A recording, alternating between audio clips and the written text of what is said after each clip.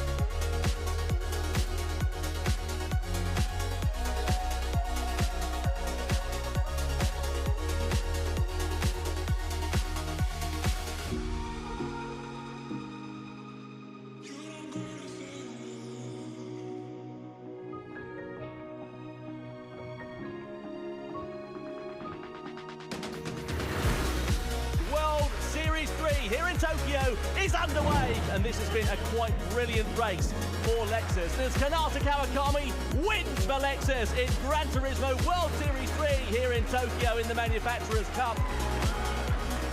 For the grand final, 27 laps of action begins now. On 9 positions he's gained in this race and is now leading. Kylian Drummond takes his first victory of the season in the Gran Turismo World Series.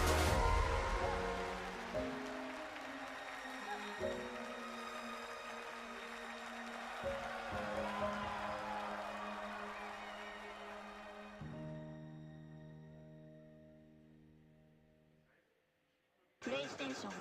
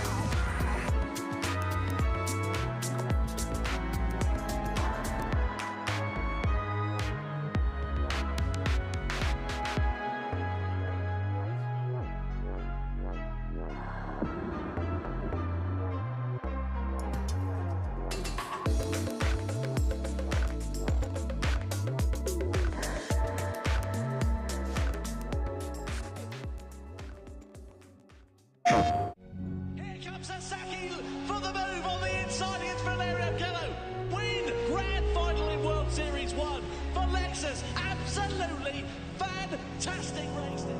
So he goes for the move on the outside. It's a drag to the line in the Manufacturers' Cup. Is it Medina and Ferrari? Is it Hector and Porsche? Medina has done it!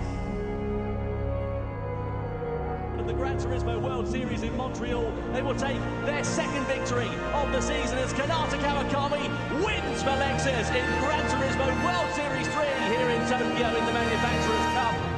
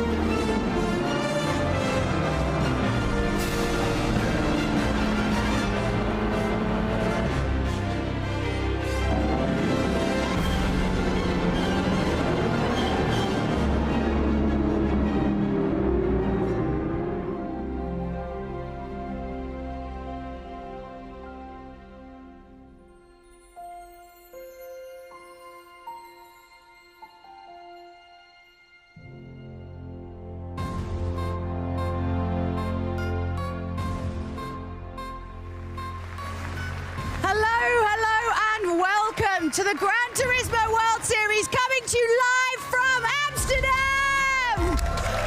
It is now time for the Manufacturers' Cup. I do hope you're ready. Absolutely. We've got 12 teams, 36 drivers, but of course only one can be crowned as our world champion here tonight. Yeah, our top 3 teams currently separated by only 5 points, but it's double points on offer for tonight, so anything can go. It's going to be great. Let's see how that competition format is going to break down. The Manufacturers' Cup features 12 teams of 3 drivers.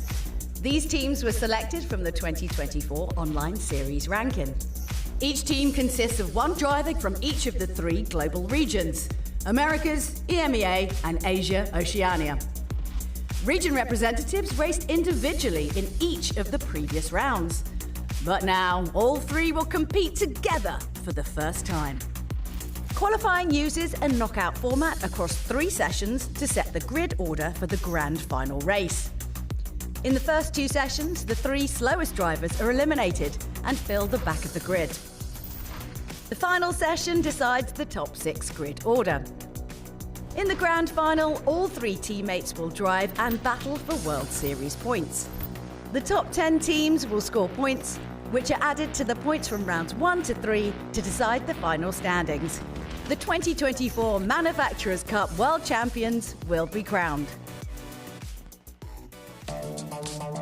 Well, so good to be here in Amsterdam for the Gran Turismo World Series World Finals in 2024. JB, I cannot wait to see what's going to happen in the Manufacturers' Cup. Yeah, man, this year has just gone by so quickly. But, of course, big story for us is Team Lexus, the one to watch in this series so far. Our current points leader, but as we said, top of the show, double points today, so anything goes, really. Yeah, anyone could literally win it. Yeah, literally anyone. All out, fair and, you know, in love and war and all that sort of stuff. And, of course, it's not only the competitors here that have got a chance to take victory here tonight and win some things. You've got a chance to take a victory and win some things as well with our campaigns that we're running on GT7. Just a little precursor, we know that there are some issues going on in the game at the moment, and you have got until the 16th of December to claim the prizes here tonight. But have a look at this and see what we've got on offer for you.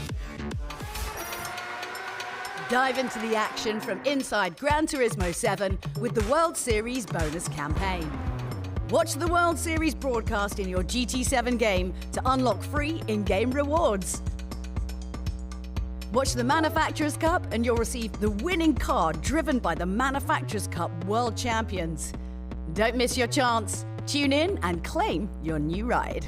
This holiday season, GT7 is bringing something very special just for you. 2 exclusive holiday campaigns will run from December 15th to January 5th, offering a variety of festive in-game rewards, simply for logging in. Don't miss this limited time event. It's our way of celebrating the holidays with you.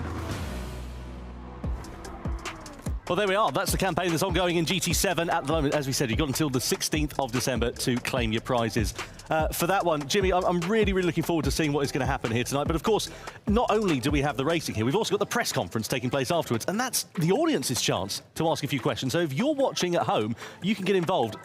Comment in the chat below and tell us what questions you want to ask the drivers who end up on the podiums here tonight. Maybe interested in how Tom Brooks gets his hair like that. You can ask that in chat and get a nice big exclamation afterwards. That's a toply guarded secret. If you want to ask how he ends up doing that, that's not a toply guarded secret. Anyway, let's go back to the Manufacturers' Cup. Lexus, of course, top of the pile, top of the class, A+ and all of that sort of stuff when it comes to the point standings. If you look at their results, a win in Montreal. They were 6th in Prague and we thought, OK, but they still managed to get a point on the board. And then in Tokyo, they went and won it again. Yeah, very strong showing from Team Lexus. But of course, there's a big asterisk there because you might, if you're familiar with Team Lexus, you'll know that they're missing Igor Fraga, currently busy with real racing obligations. So he's been replaced by Harold Volson from Chile. Very quick driver in his own right, but maybe not quite up to speed with the rest of the team. Here are the current standings as they are right now. Lexus leading by 4 points from Porsche and BMW on 8. Mazda 4th, Honda 5th, and Ferrari, of course, winners in Prague, down in 6th. But as we said, double points today, and literally any team can come back from where they are if they have the right sort of race. Here's our lovely venue here at the Theatre Amsterdam. Lots of cars outside that I'm not allowed to touch, unfortunately. Very sad. We have tried. We have tried. You know, I said earlier on in the GRGT Cup, I did manage to get the keys for a couple, but they wouldn't let me take them for a spin. Yeah. It was nice to get inside and have a little sniff. You know, that new car smell. Certified sniffer. out of context for Orbit. Anyway, let's have a look, shall we, at the circuit the drivers are going to be competing on, because, of course, it's a circuit that needs no introduction, really, but we'll give it one anyway. The shortest name, but the biggest challenge, Circuit de Spa-Francorchamps here is where we're going to be competing in the qualifying session and also in the racing conditions as well.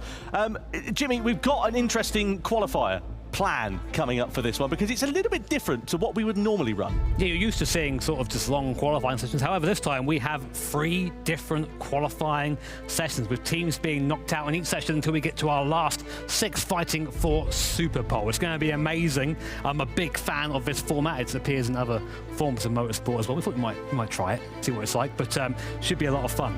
So, in terms of qualifying, obviously the drivers have now got to elect one of their 3 drivers to go into Q1. Hopefully they'll go into Q2 and change drivers. Hopefully they'll go into Q3 and they'll get to use all 3. But only the top 9 teams from Q1 will go through. So it's a bit of a difficult one, because, you know, do you wait and throw your quick qualifying driver in last in the hope that they'll get into Q3? But of course, if they're not quick enough, you might not get there in the first place. Yeah, it's definitely one for our teams to think about. And here are those teams, of course, on screen right now. Lexus, BMW, Porsche and Mazda. Wide range of talent there. I mean, we have former Nations Cup champions, former manufacturers champions as well, former Toyota, well, we've got the now current Toyota Gazoo Racing GT Cup champion, Jose Serrano there as well. Super strong field. Well, those are the drivers. They are primed and ready to go. Let's get ready to get qualifying underway then, shall we, here for the Manufacturers' Cup.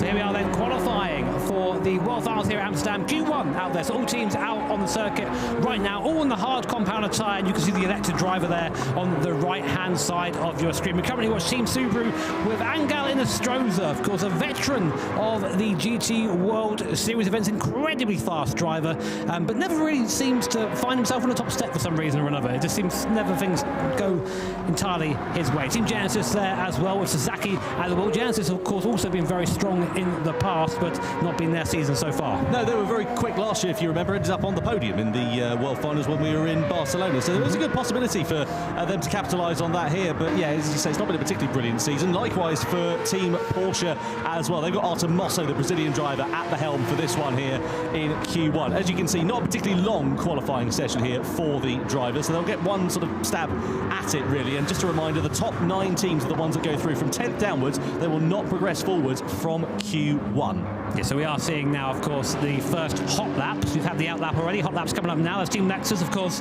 Harald Volson is stepping in for Igor Fraga. What big shoes for him to fill. Yeah. I mean, he must have some pressure there, of course, and he's been elected to go fast on this hard tyre. But it does give an interesting question, Tom. Do you, as you say, maybe put out someone slower for that hard compound tyre, maybe not your best qualifying driver, but then if you're out in the first session, then you completely lose that chance to be in the Super Pole. First lap's coming in then. Subaru and Genesis going quicker at the moment. Mazda P3 provisionally. And Porsche going up into P2. It'll be interesting to see what the sort of the first bites of the cherry look like for all these teams. Yeah, Chevrolet going up into 5th place. BMW putting a banker in at 2:17.5, so that's not bad at all. They will get one more bite at the cherry of these lap times. So they've sort of set their banker lap times. Now they get one more go at it. Ferrari going to the top of the pile. Who's behind the Ferrari at the moment? It's Jun Hashima, the Japanese driver. We know that Ferrari are quick. We saw them win in difficult conditions at Prague, if you remember, with Mohamed Badima. He's behind the helm a little bit later on here tonight, of course, providing that Ferrari do progress forwards. Honda going across the timeline in 7th place, and Audi also setting their first banker lap time down in 12th as well. Yeah, so right now, Team Ferrari, of course, the winners out in Prague. Mohamed Badima at the wheel there. What a job he did back there. Right now, of course, not driving, sorry, I should say that, but he is part of that team, the winning team from Prague.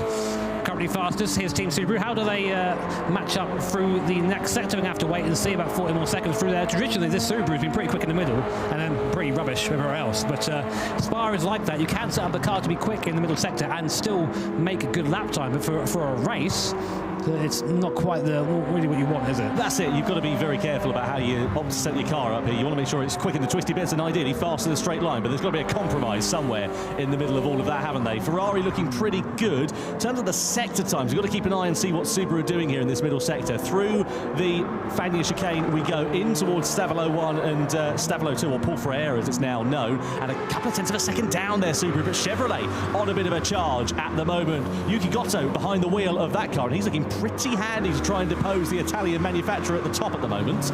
Yep, we'll see. Last sector's coming in. Chevy, 2 tenths down as well. But it's all about that drag now up through Stavelo 1 and 2 and up towards Blanchimont. Very, very quick part of the circuit where a little bit of downforce does help through there. It's flat out left-handed into the bus stop at the end of that. Ferrari not able to improve in the middle sector so far. We're having our first cars cross the line to finish their second flying lap. Who is going to improve? Who's going to stay where they are? So first cars cross the line. Subaru do improve up to P5 for now. Genesis do not, however, still in P2. What can Chevrolet do? Will they go faster? Coming to the start-finish line now. Genesis P2, Porsche third at the moment. Corvette does go a bit quicker. That Corvette into P7. BMW, although a weak session than they would have liked for their Ferrari, are bolted. Can they improve from where they were before? Come across the start-finish line. They don't improve, but they are currently our provisional pole for Ferrari. So Mazda are out at the moment. AMG and Audi with it all to do. Honda on the bubble here as well if they improve. Let's see what happens as we come to the timing line. Mercedes, it's 9th place. They knock out Honda from Q1 then. Over the timing line come Honda. Can they get themselves back in? They can. So Mercedes do go out. What about Audi? It's only 11th fastest. Oh, no. That's a disaster for Audi then. So, drama in the opening stages of Q1. The top 9 teams progress forward. We say goodbye to Mercedes AMG, to Audi and to Mazda. That's what all this session's all about. It just takes one little mistake and just like that you're out of the first qualifying. You wouldn't go no further. So 9 more manufacturers go through into Q2 and then we'll whittle that down to 6 for our one-lap shootout to decide pole position. Currently fastest teams being Ferrari, but it means nothing going forward. All about that next session now. Yeah, certainly is. So a case of regrouping essentially going into the next qualifying session. Of course, new driver behind the wheel of the cars. So just because one team has been quick in Q1 doesn't necessarily mean they'll be able to repeat that in Q2. What we should expect, though, lap times will get faster in Q2. We go on to the medium compounded tyre, so lap times will go down. But it depends if they've got a driver that can extract the maximum from it. Let's go back to Q1, though. Have a look at some highlights then from this session. The back lap times came in with just under 2 minutes left of this one. Drivers got 2 minutes, 2 flying laps essentially in this session. It was Ferrari, as we know, who set the initial pace. Yeah, a great first lap there from Ferrari. In the end, that's all they really needed. They did chase the lap. They were able to be consistent, but it didn't quite matter. Ferrari setting the initial pace in this qualifying session, and that'll be one for the other teams to watch. They'll know, right, okay, this car is one to look out for.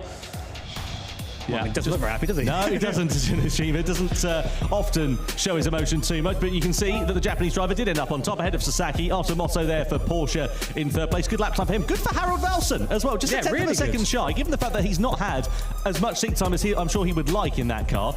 4th quickest, not bad at all. Yeah, we were saying big shoes to fill, and I think that Igor Fraga would have been proud of that effort there from Volson. They go on into Q2, of course, our losers from that session, AMG, Audi and Mazda. Fenton, Penco and Heck, unfortunately unable to squeeze into Q2. Tight margins, though. Half a second separating 12 drivers. And what's the difference there between making it through to Q2 and Q3? What's that?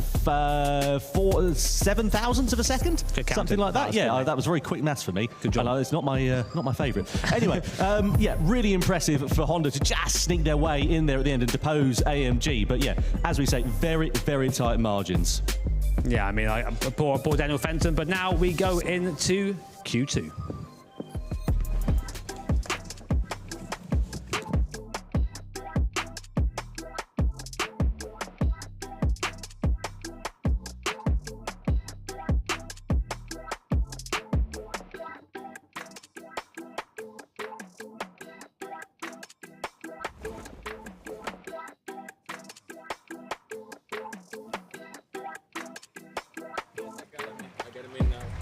So then, ready to go for Q2 in a few moments' time. Looking forward to seeing what the drivers are going to be able to do.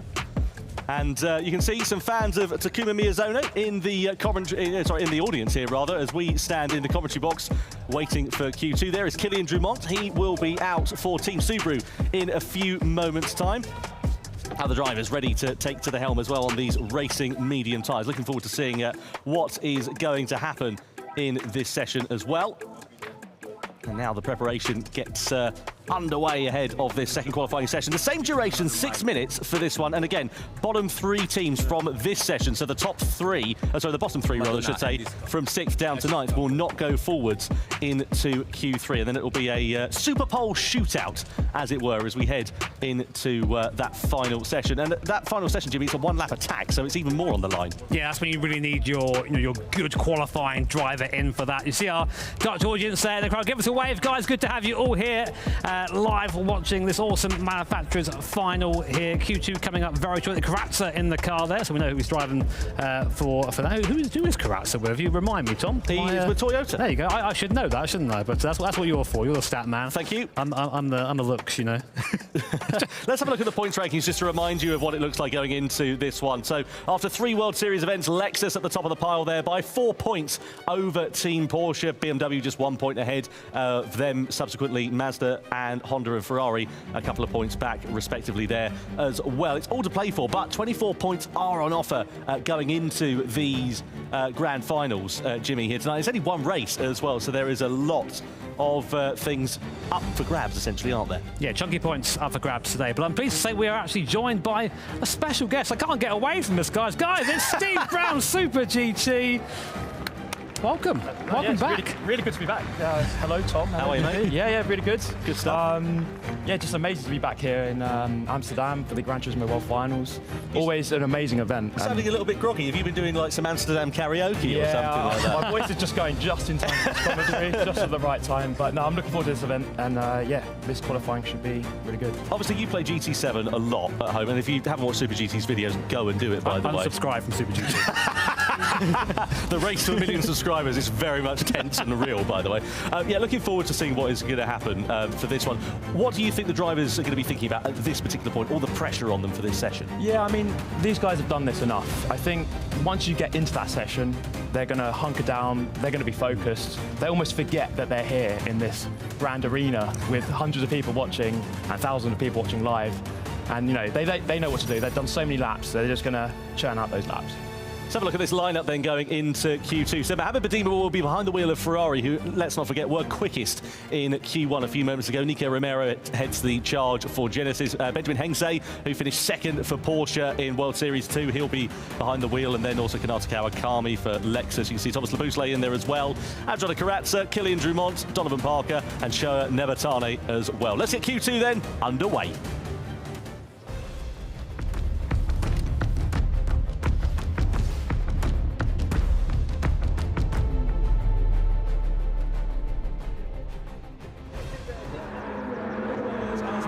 On track here at the Circuit de Spa-Francorchamps. We go from the racing hard to the racing medium compound of tyres. We look here at Adriano Karatza, who is behind the wheel of the Toyota at the moment. Benjamin Hengse as well, also behind the wheel of the of the Porsche, I should say, rather, there as well. Old habits, mate. Yeah, I knew that was going to come in at some point.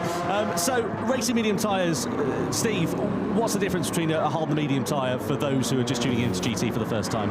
Yeah, these tyres will be about half a second quicker than the hards we saw in the previous session. You can just go a bit harder on the brakes into the corners, you just carry a bit more speed through the corners, and you'll just get that much more traction on the way out as well. So pretty much every stage of every corner is just going to be that tiny bit of difference. So totaling maybe, yeah, half a second per lap. Now, we see a lot of familiar names. Have you raced against any of these guys? Have you been toe to toe? I mean, for one corner maybe, but they usually clear off quite quickly. Kilian Drumont there in the Subaru, he's someone I rate very highly, and I actually picked Subaru as my vote to win. Oh, really? So I'm really rooting for him to go through here. Absolute bias in the commentary booth. You'd love to see that. But yeah, Kilian Drumont, we know he's a very, very quick guy. We know he has the ability to put out a lap time, you know, when he needs to. So this is it. So we're going to get our first flying laps coming in now. Subaru will be the first team to set a time. How much quicker will it be than earlier on? Let's find out. Yeah, that's it. Racing medium tyres, which have for the drivers to be contending with at the moment. Toyota ready to come through across the timeline. Porsche won't be far away there either for setting their first representative time, 2:16.6. That's not too bad there for some of the drivers, but they'll be hoping for more improvements in their second and final flying laps here in this session. BMW currently top of the class. It's about a second. That's what we said. It's about a second. It's what the difference has been so far. With these tyres, I mean, do they take a little while to come on, these tyres, Steve, or do they on straight away? I think by the time they've started their flying lap, they're going to be up to temperature, and you know, at that point, it's just let's just get that lap out. And these guys, again, they know what they're doing. They've probably lapped Spa thousands of times. So it's about, you know, putting down that perfect lap. So BMW top of the pile then. Lexus have just slotted themselves up into second. You see Chevrolet had their lap time disallowed. That red dot on the left-hand side of your screen indicates that they must have exceeded track limits. Who's behind the wheel of the Chevrolet? Donovan Parker at the moment. So he'll have to go again on his final flying lap in this session. Otherwise, Chevy will not be going through. Yeah, of course. Bottom three will be knocked out here. So far, that's Toyota, Ferrari and Chevrolet. Top six go through to the pole shootout. Porsche here, P3. Of course, in a good spot in the standings right now, P2 at the moment. So looking to try and solidify their result so they can get into Q3. Quite congested, though, isn't it, in this middle section of the lap? Cars following each other really closely. That's great in a straight line. But when you're going through here, though these cars don't produce as much dirty air as a single-seater, you are still going to get that effect. I mean, how far back would you say, Steve, when you start getting some interference? Is it like a second or so, you think? Or? Yeah, certainly within a second. Maybe if you're within half a second, then for sure. But overall on the lap, maybe you're going to start gaining through sector 3 and sector 1 with the long straights here, so it could balance out. See the understeer there for Hengse going through the second part of the Fania chicane as well. He's just scrubbing the front tyres, trying to find the grip. Checker flag is now out then, so the session will be concluded at the end of these final flying laps. BMW currently leading with Thomas Leboutelet the wheel of that car, and he's improving in this second and final flyer as well. What about Subaru? They're currently third quickest. They're safe for the moment, but if all the other drivers behind have belters of final flying laps, they could be under a bit of pressure. At the moment, we're saying goodbye to Toyota, Ferrari, and of course Chevrolet, who did not set a lap time, but through the bus stop we go. Out of the final corner here for Kylian Drumont. If there's a man that can get the performance out of the car, it's going to be Kylian as he comes to the line. He doesn't improve, though. Stays third quickest. Toyota do, and go up to second. The Genesis across the line now. Can they improve to P6? They're in a danger zone right now. Here comes BMW, our pole sitter. They go even faster. The first car into the 2:15 range. Can Team Honda get out of that drop zone? They can up to P5. Yeah, they were looking good in that third sector, just a couple of tenths back, and they managed to hold that advantage. What about Chevrolet? They need a good lap time here, and it's not a good one. It's slowest of the lot. What about Medina for Ferrari? 8th quickest, and stays 8th. Ferrari fastest in Q1, out in Q2. Lexus improve up to second as well. So we say goodbye to Genesis, to Ferrari, and to Chevrolet at the end of Q2. What a contrast in fortunes, Jimmy. Well, the Steve Brown Subaru dream is still on for now, it seems. What were your thoughts on that one, Steve? Any surprises for you?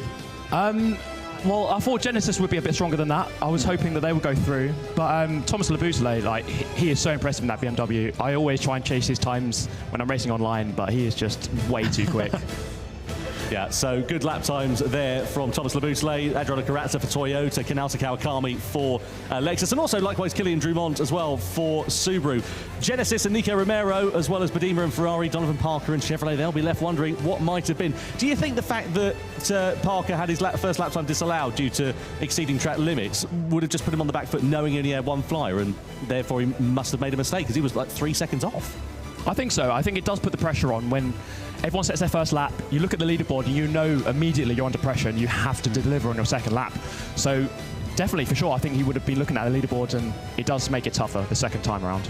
Yeah, frustrating for Team Chevrolet, I think, but it's one of those things. As here are the results then. So confirmed, Thomas Leboutelet quickest in Q2 for Team BMW, the only driver to do a 2:15. Then Kawakami for Lexus, Carrazza for Toyota, Drumont for Subaru, Nabatani for Honda, and Hensei for Team Porsche. And we say goodbye to Genesis, Ferrari, and Chevrolet as we get ready to go into qualifying 3.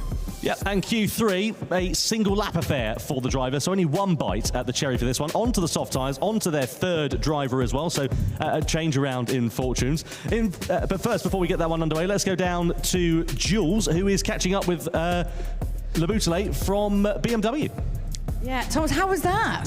Yeah, I felt good, just like home, so had a good feeling, first of all, and then managed to put 2 good laps, so good consistency as well. Yeah, and you feel good because obviously, you know, you're coming back in. I mean, these are the top competitors. Do you feel the pressure? I mean, technically, the pressure's off of you now, and it's onto your teammate. How do you feel? Do you think he's going to do well? I've got good confidence. Anyway, we're in the top 6, in a good spot anyway, so now it's all about being in a good spot before the rain hits. So. Yeah. Any last words of advice to your teammate? No pressure, but we're used to it, so yeah. No pressure, but like a little bit of pressure? Well, we have to perform, so it's to be expected. All right, well, look, you've done your part. Go sit down, try and relax, and yeah, we'll see you soon. All right, up to you, Tom and Jimmy. Well, he's a man of few words, is Thomas Labousseley. Don't forget, of course, the Nations Cup World Finals coming along the way here tomorrow evening in Amsterdam. We are so looking forward to that because, of course, it's the final one of 2024. This year has absolutely flown by. And though the drivers love the Manufacturers' Cup and the team element to it, the gloves do come off when it gets to Nations, doesn't it?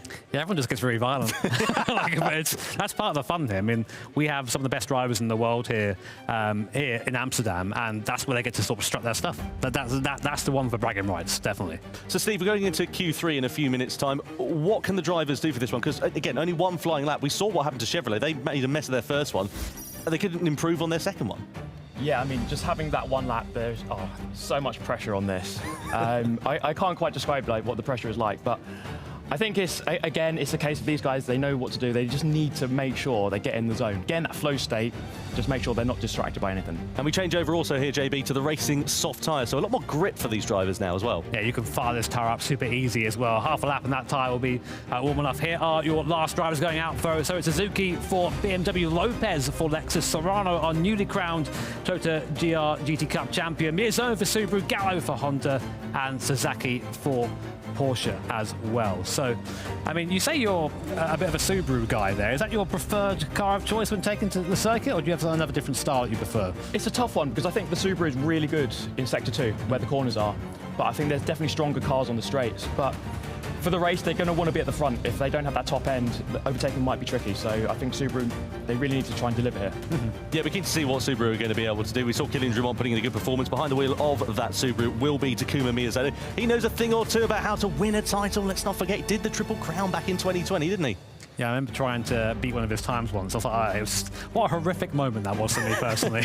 Ego in the bin. But yeah, very quick guy in that Subaru, near enough unstoppable. So what can the teams learn, Steve, going into Q3? Obviously, we've had these 2 sessions. The drivers that are going out in the subsequent ones would have been watching on. How are they going to apply that to their session now? I think the important thing is the tyres. Like, how does each tyre perform and how quick is it compared to the other tyres? And just, I think the thing they're working out is how long to spend on each tyre. Strategy is obviously really important in the manufacturer's final, so that's that's going to be what they're working out there. Well, there is Takuma Miyazono, a bit of a long hair style that he's got going on. I have to say, I dig it. I think it's working quite nicely for him. Maybe we shouldn't be giving out hair advice. No, well, you certainly shouldn't. Have you seen that? What are you talking about? Anyway, let's get ready then to get Q3 underway, shall we, here for the Gran Turismo Manufacturers' Cup.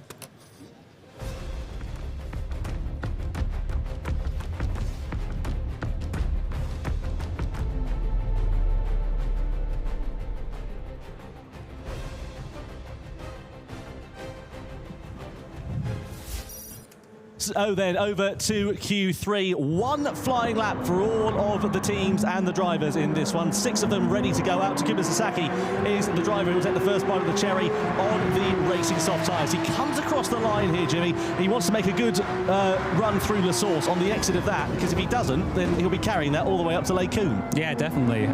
So Sasaki's under a bit of a unique sort of pressure here, because whereas the other drivers have all been sort of mixed on circuit at once, he is there on his own, being watched by the entire audience. All eyes on him currently as we go through Eau Rouge and Radion. Is there any hint of a lift there? No, not at all. Completely flat over the top there. And now up the long drive up to Camel Straight, which will try and break near to this curb on the left-hand side here. But, I mean, for me, Spa's never been a track I've done particularly well at, if I'm honest. So maybe I shouldn't be giving tips out of it. It looks okay under braking in towards Lake Coon then, through the right and then the left. Bit tricky going through there. See a couple of bites of the cherries. He just tries to get the power on a little bit early there. Down through in towards turn 8, and be keen to see what the relative sector times are going to be for the other drivers here once Takuma Sasaki has set his flying lap time. I mean, you see, if you've driven this Porsche, I assume you've driven the NSX as well.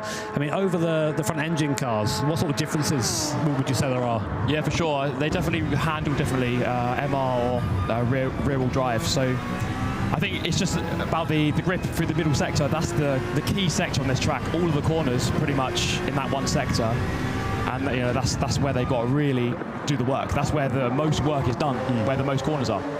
Well, no need to worry about traffic in this session like we had in Q1 and Q2. Drivers all on their own, nothing really in front or ahead of them. Of course, they are all out on the track at the same time, but again, they willingly get these flying laps to come through in this session. So through into Leiku we go here for Takuma Miyazono. As Steve said, really handy this car in the middle sector in the technical parts of the track, but in a straight line, it's its Achilles heel. It just doesn't have the legs compared to some of the other machines. This is where Miyazono, as again Steve said, has got to do the work. He's got to really push through this middle sector. So we're going to see full-out attack here, I'm sure, from Takuma Miyazono. Meanwhile, our first lap time coming in from Team Porsche. Now, we saw 2:59 as the fastest time on the mediums. What can Porsche do? Coming to the start of time, bit of a moment on the exit. That will cost him a tenth or two.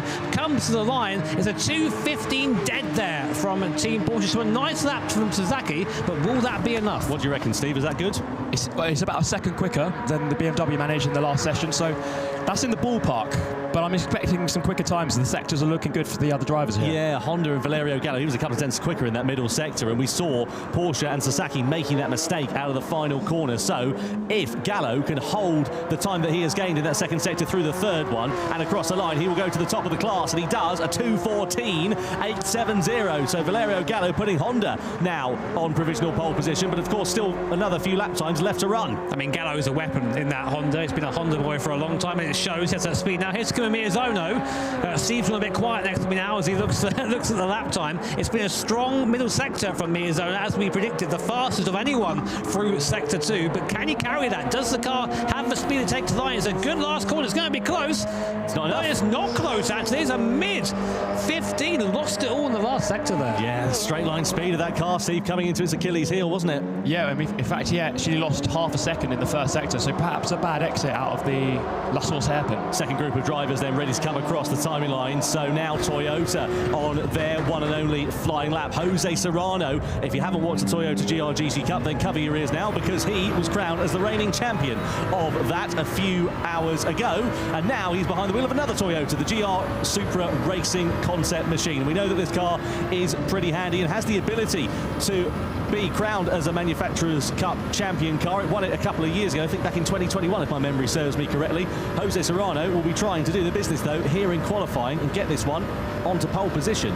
Would you say, Steve, the Toyota is more of a sort of an all-rounder compared to some of the other cars? Or Yeah, I think so. Traditionally, the Toyota Supra's been really quick in a straight line, so again, sector 1 and 3. But I've got to say, Jose Serrano, I mean, like all these players, absolutely incredible at this game. It's just ridiculous how good they are, and like how little chance you have of keeping up with them. I think sometimes the context is lost, because of course you watch them all drive together, but you say, like, if you were to go against these guys now, I mean, how far off roughly would you? I mean, you're quick in GT, but how far do you reckon you'd be off? Yeah, I mean, I'd be struggling to keep within a second of these guys per lap, and last year's Pro-Am race I was within a second of him, and I was pretty happy with that. So that just shows you how kind of good these guys are. So going through into Pouhon we go then, with Jose Serrano managing to maximise the potential of that car through there. What's it look like in terms of the sector times? It's all right, but it's nothing really to particularly write home about through that first sector, or indeed the second sector. It's looking handy enough, but I don't know if it'll be enough to depose Valerio Gallo, who put in what looks like a stonking time in that Honda NSX. The mid-engine car just maybe rotating its way around the technical middle sector of this lap, and you can see there that Serrano nearly 3.5 tenths off. I mean, he's not going to be able to gain that surely in the last sector of this lap here, Jimmy. We'll see. As Steve was saying, this thing's a bit of a rocket on the straight, so we'll see if he can gain that back. It's uphill here. It doesn't look too uphill, but it is. We come towards Blanche, wants a flat-out left-hander. Use all the track there, try and minimise tyre scrub, and then spot your braking on the left-hand side. Both feet on that brake pedal, maximum braking potential to come into the bus stop. Try and roll the car through the left and through the right. A little bit deep on the first part from my point of view anyway. Comes to the start-finish line. What can Toyota and Serrano do? Third place. Yeah, not good enough then for Jose Serrano and for Lexus. Second row of the grid will be the best that they can hope for. Coque Lopez looked pretty good in the first sector. We'll see what the time on the board is going to be for the second sector. We know that Lexus have got the pace. We've seen that. They've won the Manufacturers' Cup twice in 2024. Can Coque Lopez give them the best shot at retaining their crown for, what is it, the third time, quite possibly, in the Manufacturers' Cup? We'll wait and see what the score on the door is going to be through this middle sector. A bit of a wobble there on the exit of Stavolo 1 and 0.2 of a second adrift coming out of Stavolo 2. Yeah, only a couple of attempts down there, but now again the long drag up the hill, and this is where that small mistake out of Stavolo 2 might have actually cost him up here. I mean, you just carry the mistake. We say it a lot. You make a mistake, you carry it into the next braking zone. You see all our crowd and other drivers watching on. Well, all they can do is watch now. Yeah, certainly can. On the brakes we go, in towards the bus shop. Hook that one up a little bit nicer than Miyazono in the Subaru earlier on, and also Jose Serrano in the Toyota as well. Lexus comes to the line with Coque Lopez. Where is it? It's third quickest. Opposes Toyota down into fourth place, so only one driver left to run, and it's Saya Suzuki in the BMW then, as he gets ready to begin his flying lap. The last one of it in this session. We come across the timing line down in towards La Source. On the brakes we go. Again, you want to get a good run through here, as we've said.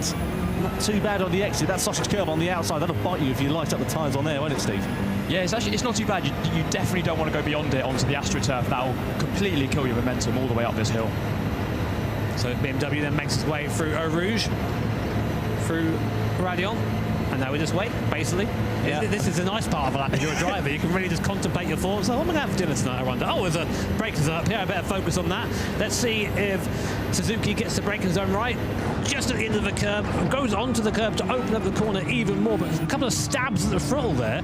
Not the fastest way around the corner, I don't think. Yeah, he was looking okay, though, in that first sector. If he can carry that momentum through. Turn 7 looks all right. A little bit wide, maybe, on the exit. Down into turn 8, the car just wants to understeer continuously through this corner. Such is the way that it's cambered. But this middle sector is, as we know, where this lap can really be won or lost. What would you say the characteristics of the BMW are, Steve? I've seen drive a few times before. Is it on the understeery side? Yeah, I would say so. It's definitely one of those cars. It's quite a big car, as we know. It's quite clunky through the faster corners, as we go through now. Puon, very fast corner, left-hander, double left-hander, and he's actually got the fastest. It's near enough the fastest first sector there, but it's through this sector which is going to be totally crucial. Fastest middle sector at the moment, a 1 minute flat 7.92. So we'll keep an eye out and see what this is going to be here for Saya Suzuki. Can he rocket BMW on to pole position here ahead of the grand final? On the brakes we go into Stavolo 1. This is where you can make a bit of a mistake, and again a little bit of a slip and a slide, and it's just 0.25 of a second down. That's not impassable. It's not bad. It's not bad at all. So now up the hill, really only one more braking zone to get right here as we go up towards the bus stop. Suzuki very, very strong so far. Come up towards Blanchimont through the left-hander, nice and easy. And now look for that braking zone, crucial to get this right. So easy to overdo the braking, go wide, go off into the marbles, but it's nice and neat and tidy so far for Suzuki. Also, best is there. Comes across the start-finish line sideways, dragged to the line now for BMW. Is it going to be pole position? No, it's P2 on a 25 flat, and Honda are our pole position winners. Fantastic. Well done, Valerio Gallo. What a superb lap time then from the Italian, and the team immediately comes to congratulate him. Matteo Estevez and Troy Nabatani, the drivers who are competing with him as part of Team Honda, and they will have a clear view down towards the first corner when they line up on the start-finish grid. Steve, as we mentioned earlier on, there was so much pressure for the drivers going into that session, but Gallo just seemed unfazed. Gallo is so good in that Honda. He's, as Jimmy says, he's been in the Honda for many years now. He knows that thing inside out, and he's just the master of the rotation. He's got a really good rotation in that car, especially for the middle sector, and he just knows how to drive it. Let's have a look at some highlights then from Q3 here at Spa-Francorchamps. One lap time attack for the drivers. We split them into essentially 2 groups of 3. This was Porsche's first representative lap time as they came to the checkered flag with Takuma Sasaki. It was all right, but it wasn't anything to write home about compared to Valerio Gallo in the Honda. Came across the timing line to blitz the field with a 2:14.870. We all knew it was a strong lap, so did he, and it was a case of a waiting game to see whether anybody else would be able to improve. Lexus looked pretty handy at one point, but lost a bit of time in that final sector. And you can see what Coque Lopez said there. Something that you can't repeat, unfortunately, unless, well, Ofcom are involved when you've got a beat machine, perhaps. And BMW also looked pretty good as well, but lost a bit of time again in that final sector. They came across the line, second fastest, a front row start for the German manufacturer. Saya Suzuki disappointed, but taking it in good spirits. Yeah, I mean, the super neat and tidy from Gallo. That's what I saw from that lap. It was just so precise, really nice. But let's have down the dual twos with our pole sitter. Hello, yes we are. Guys, well done. Valerio, I mean, not a massive surprise to see you here. How was that for you guys? Incredible. I love this car. I always loved it. Yeah? And obviously, you know, you're not unused to winning, obviously. I mean, but going into this, how has the competition been in the Manufacturers' Cup this year? Like, what's it been like in terms of the standard of driving? I mean, I can surely underestimate anybody because we are really close in terms of times. We already saw it in Q1 with Matteo. We were so borderline on the cutoff, so we got top 9 by nothing. Yeah. And yeah, also good job to him and to Soki. I mean, they did amazing. And considering our car and also the conditions, we weren't expecting such a result, and honestly. Now we look towards the race, which is the most important thing. Yeah. We have a long road to do, so yeah. What's going to be the conversation you're going to have now before it starts with each other? What are you going to tell each other before you come up here? Forza on. Let's give them a round of applause. Let them go get ready. Team Honda. Back to you, Tom and Jimmy.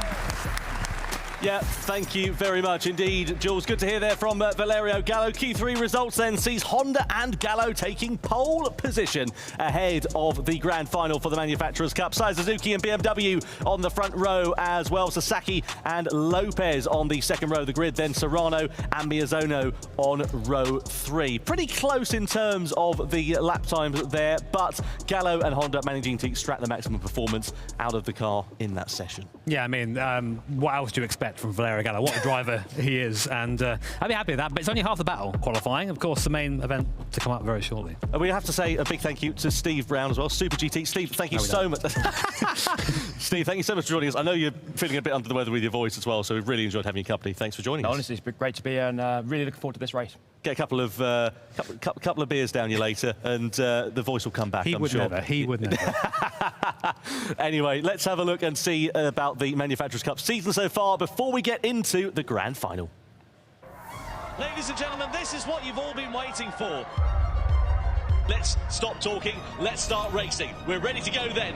2024 Gran Turismo World Series is underway here in Montreal. Gallo pulls to the inside as he challenges for second, parks the car in the apex. This is fantastic racing. Here comes Sasaki for the move on the inside against Valerio Gallo. It'll be a drag to the line between these two.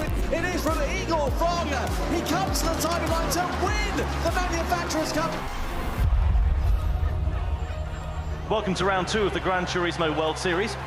We're ready to go racing here in Prague. Might be a mistake from Medina as well. Of course, that gap is now down to only a tenth for a second. And that Chano Hense makes the mistake, gets onto the silly part of the circuit, recovers it well. Coming up now towards T2 and T3, the Bouchelet almost pushing Drummond to the inside, goes to Rouge. Oh, it's contact, Fenton's gone. Fenton's gone, he's straight off onto the outside of the track. It's Bedima versus Hense. It's winner takes all stakes. Bedima has done it! Fantastic! Mohamed Bedima wins for Ferrari. Action is about to begin. World Series 3 here in Tokyo is underway. And War Suzuki's charge for the time being, but War Suzuki have more room and more momentum on the outside. That is absolutely fantastic. And after Lexus took victory in the opening round of the Gran Turismo World Series in Montreal, they will take their second victory of the season as Kanata Kawakami wins for Lexus here in Tokyo. And now time to welcome our teams onto the stage ahead of the grand final for the Manufacturers' Cup. First of all, please welcome from Audi, Rio Kamata, Nicholas Iriagada and Daniel Penko.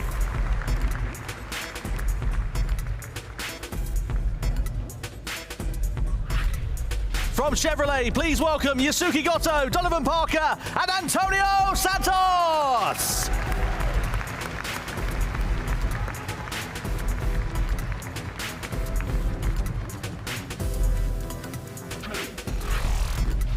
from Mercedes-AMG, please welcome Daniel Fenton, Guy Barbara, and Lucas Bonelli!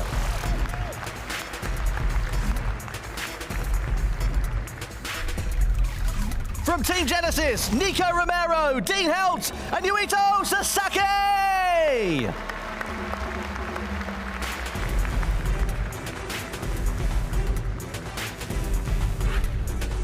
For Team Toyota, please welcome Adriano Carrazza, Jose Serrano, and Tomoaki Yamanaka.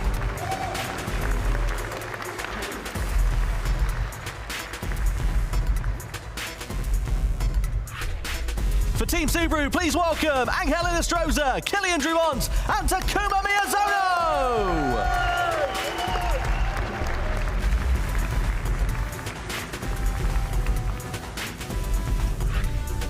For Team Ferrari, please welcome Jun Hashima, Mohamed Badima, and Alonso Regalado.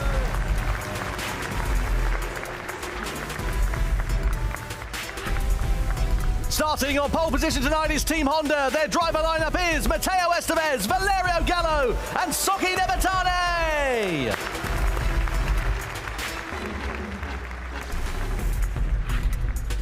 Next up, Team Mazda. Their drivers are Ryota Kokkerman, Robbie Heck, and Paul Yoda.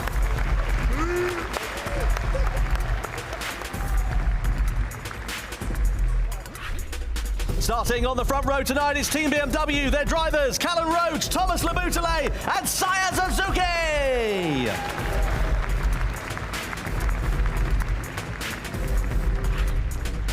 Team Porsche, their drivers, Artem Osso, Benjamin Hengse, and Takuma Sasaki.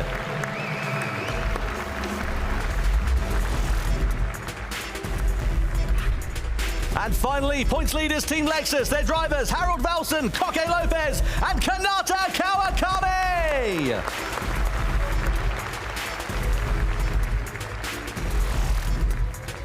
And now, ladies and gentlemen, please stand if you're able for the national anthem of our host nation here in the Netherlands.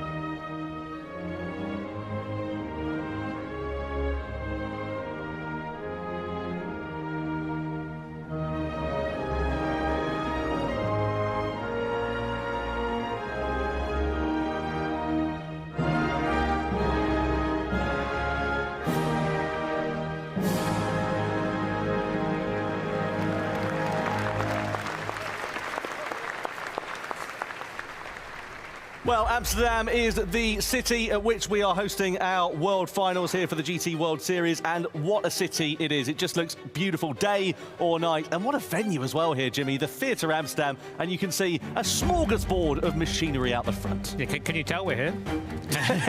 We've been pretty excited about it. Yeah, I was going to say. Been pretty excited about it. Yeah, amazing venue, amazing crowd here today as well, getting ready for what's going to be the highlight of this season for the Manufacturers Series, of course, the Grand Final. Yeah, looking forward to this one. So, Circuit de Spa-Francorchamps, and just to spice things up a little, Jimmy, we've got some dynamic weather on for this one. So there is a possibility that we could get a bit of rain in this race, and you can see there we've reflected that with the tyre choice.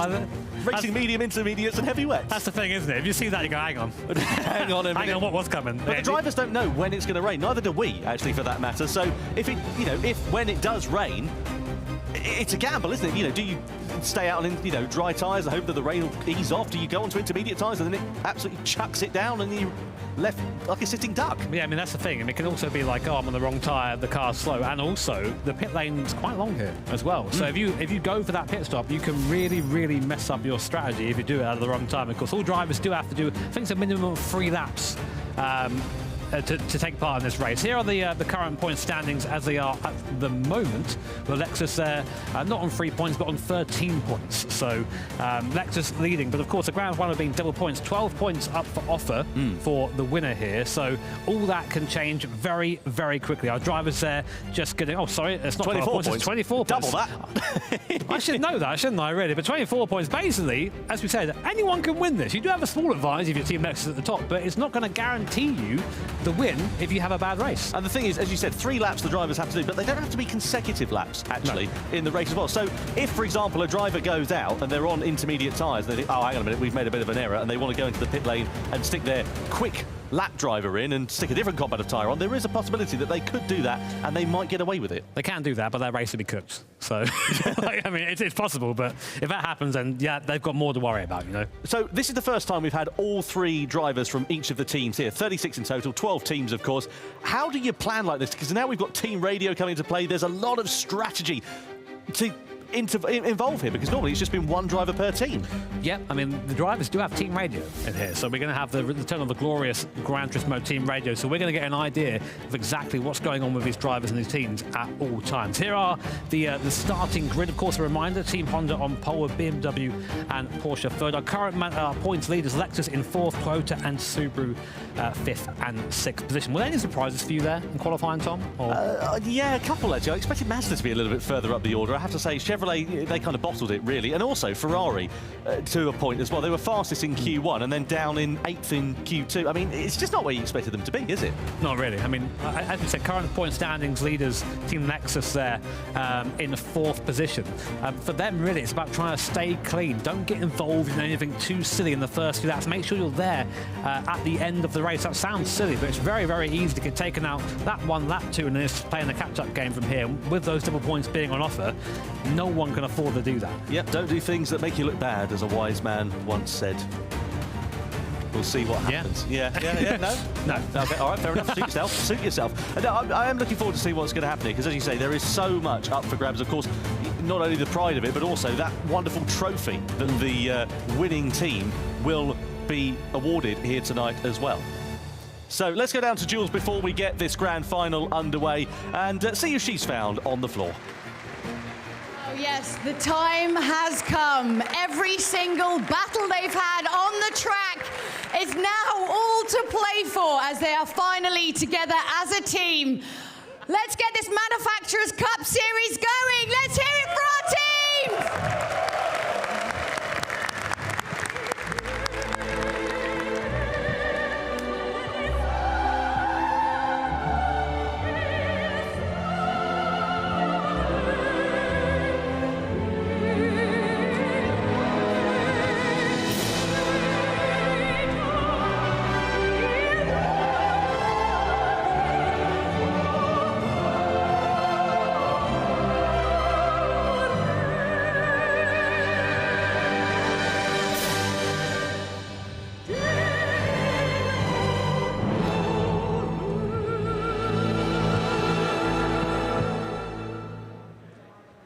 It's time to go for the grand final of the Manufacturers' Cup here in Amsterdam. The audience are ready, we're ready in the commentary box, the drivers are ready as well. And here is how the grid will line up for the final time in 2024. 12 teams ready to take to the field, and it's Honda on pole position. Shota Nebatane, the man who will lead their chance at the start. Soya Suzuki on the front row of the grid as well. Then Team Porsche with Benjamin Hengse for company on the second row, and Lexus with Kanata Kawakami alongside. Adriano Carrazza will take along for Toyota later on, with Yamanaka starting this race. Subaru with Angelina Stroza also at the wheel. Genesis line up 7th with Dean Helt starting this charge for them. Jun Hashima for Ferrari lines up P8. 9th position, Yusuke Goto for Chevrolet. 10th is Mercedes-AMG with Guy Barbara starting their charge. Then it's Audi and Daniel Penko, the Spaniards.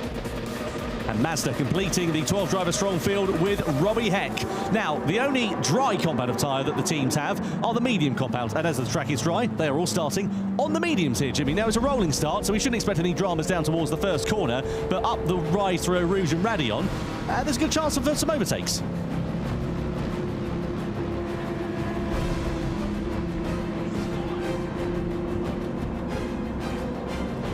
is dark and foreboding here at Spa at the moment. You can see the grey skies. I mean, I think we know what's coming at some point, but when do our drivers, what do you do about strategy? All starting on mediums for now. Honda leading the way here at Spa for the Grand Final. Will they still be there come the end of the race? Well, who is going to be crowned as the Manufacturers' Cup champion of the 2024 season? We're about to find out in 20 laps as the Grand Final here in Amsterdam gets underway.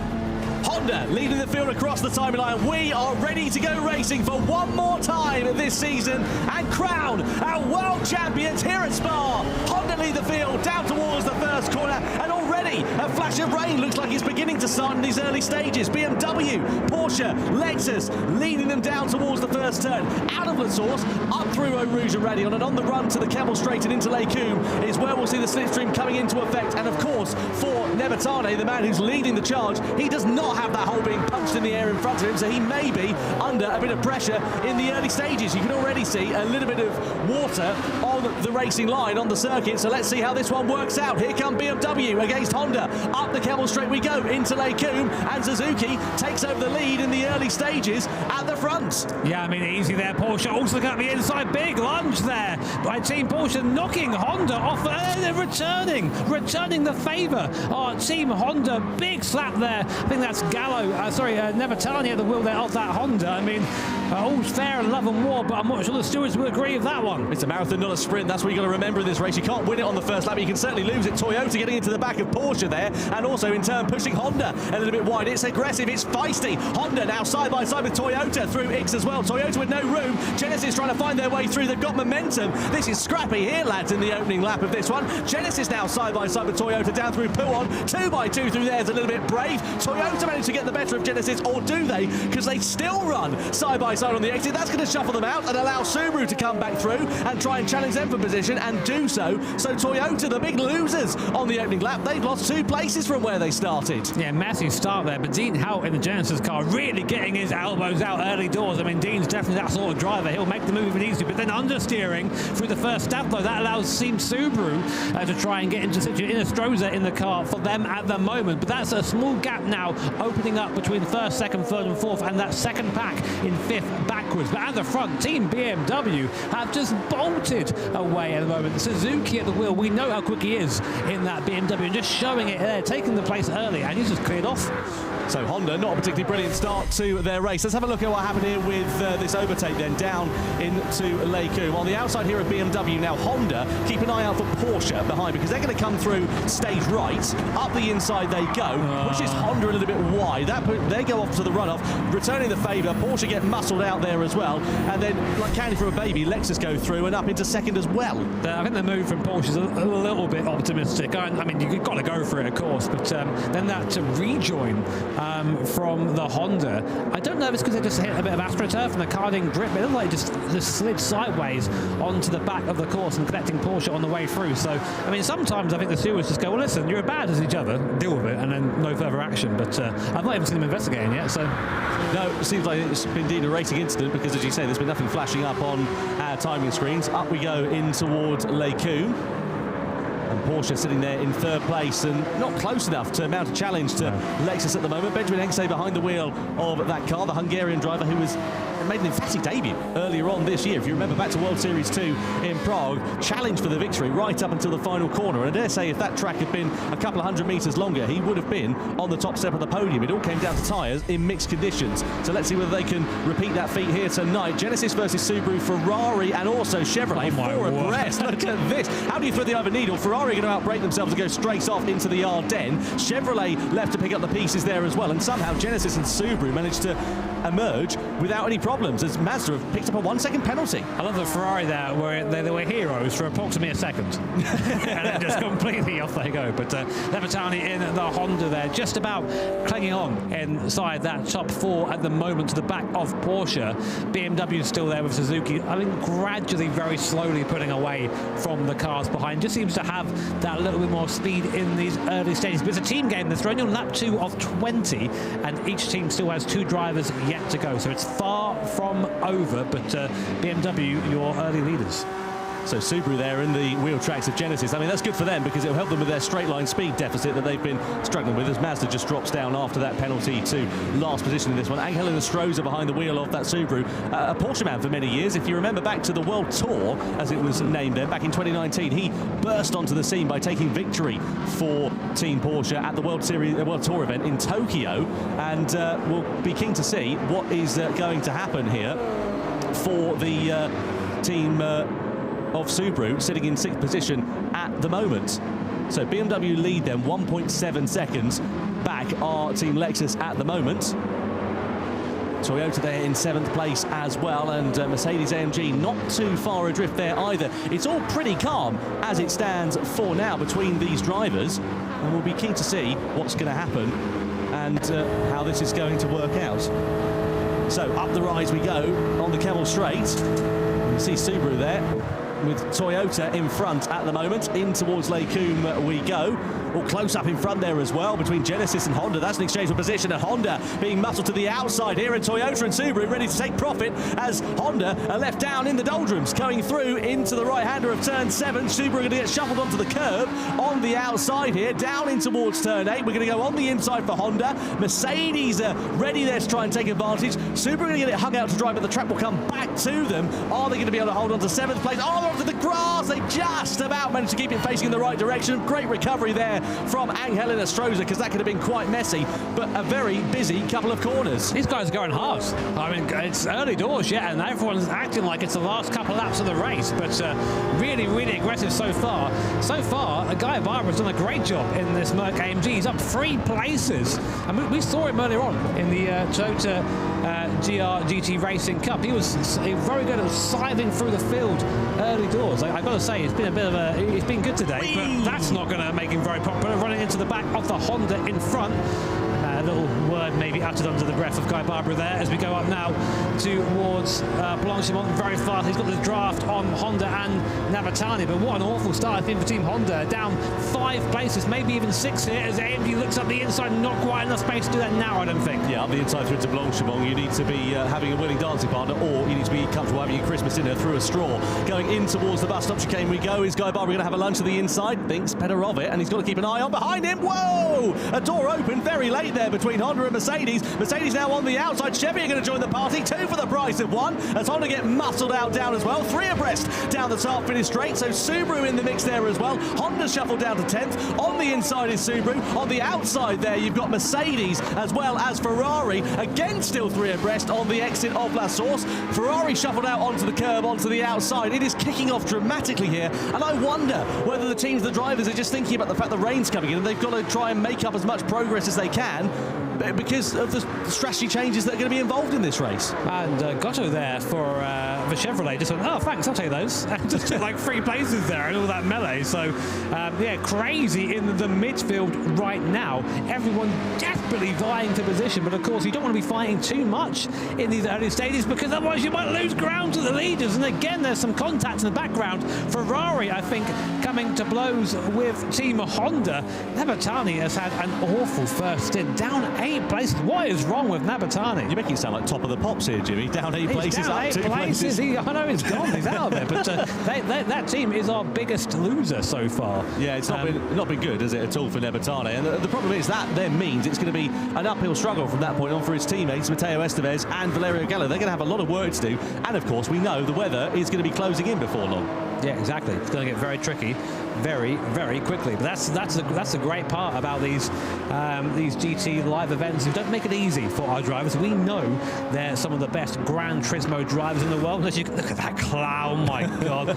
You just see that and think, yep, it's over, boys. It's coming. You've got to cue the Jaws music, haven't you? Because you know it's an inevitability. And the thing is as well, I suppose some of the teams are thinking about and would have had to have the difficult discussions of who's quicker when it gets wet. Because, you know, some drivers are quicker in the dry, some are tricky in mixed conditions. Let's have a look here at Toyota. This is in front with Honda and Genesis. Yeah. Oh, look at that. Toyota just, the sea's parting for them. Beautiful. That's how you do it. That's how you get those places made. But that's part of being a driver here, is you have to be able to see those moves happening. You have to be able to understand that these things unfolded in front of you and how to react to them. But to go back to your point, Tom, about the drivers having that conversation, I mean, part of being a team player here is is knowing your strengths, knowing your weaknesses, and being honest with your team, because you can't perform at your best if you aren't all performing well and playing to your strengths. There is whether. Oh, look at that! Yeah, here it comes. And you can see it's going to be coming in a fairly heavy intensity as well, because it's going sort of what's that? South. I never reached shredded. Wait, hang on a minute. Northeast. Yeah, northeast. There you go. God, mate. I know.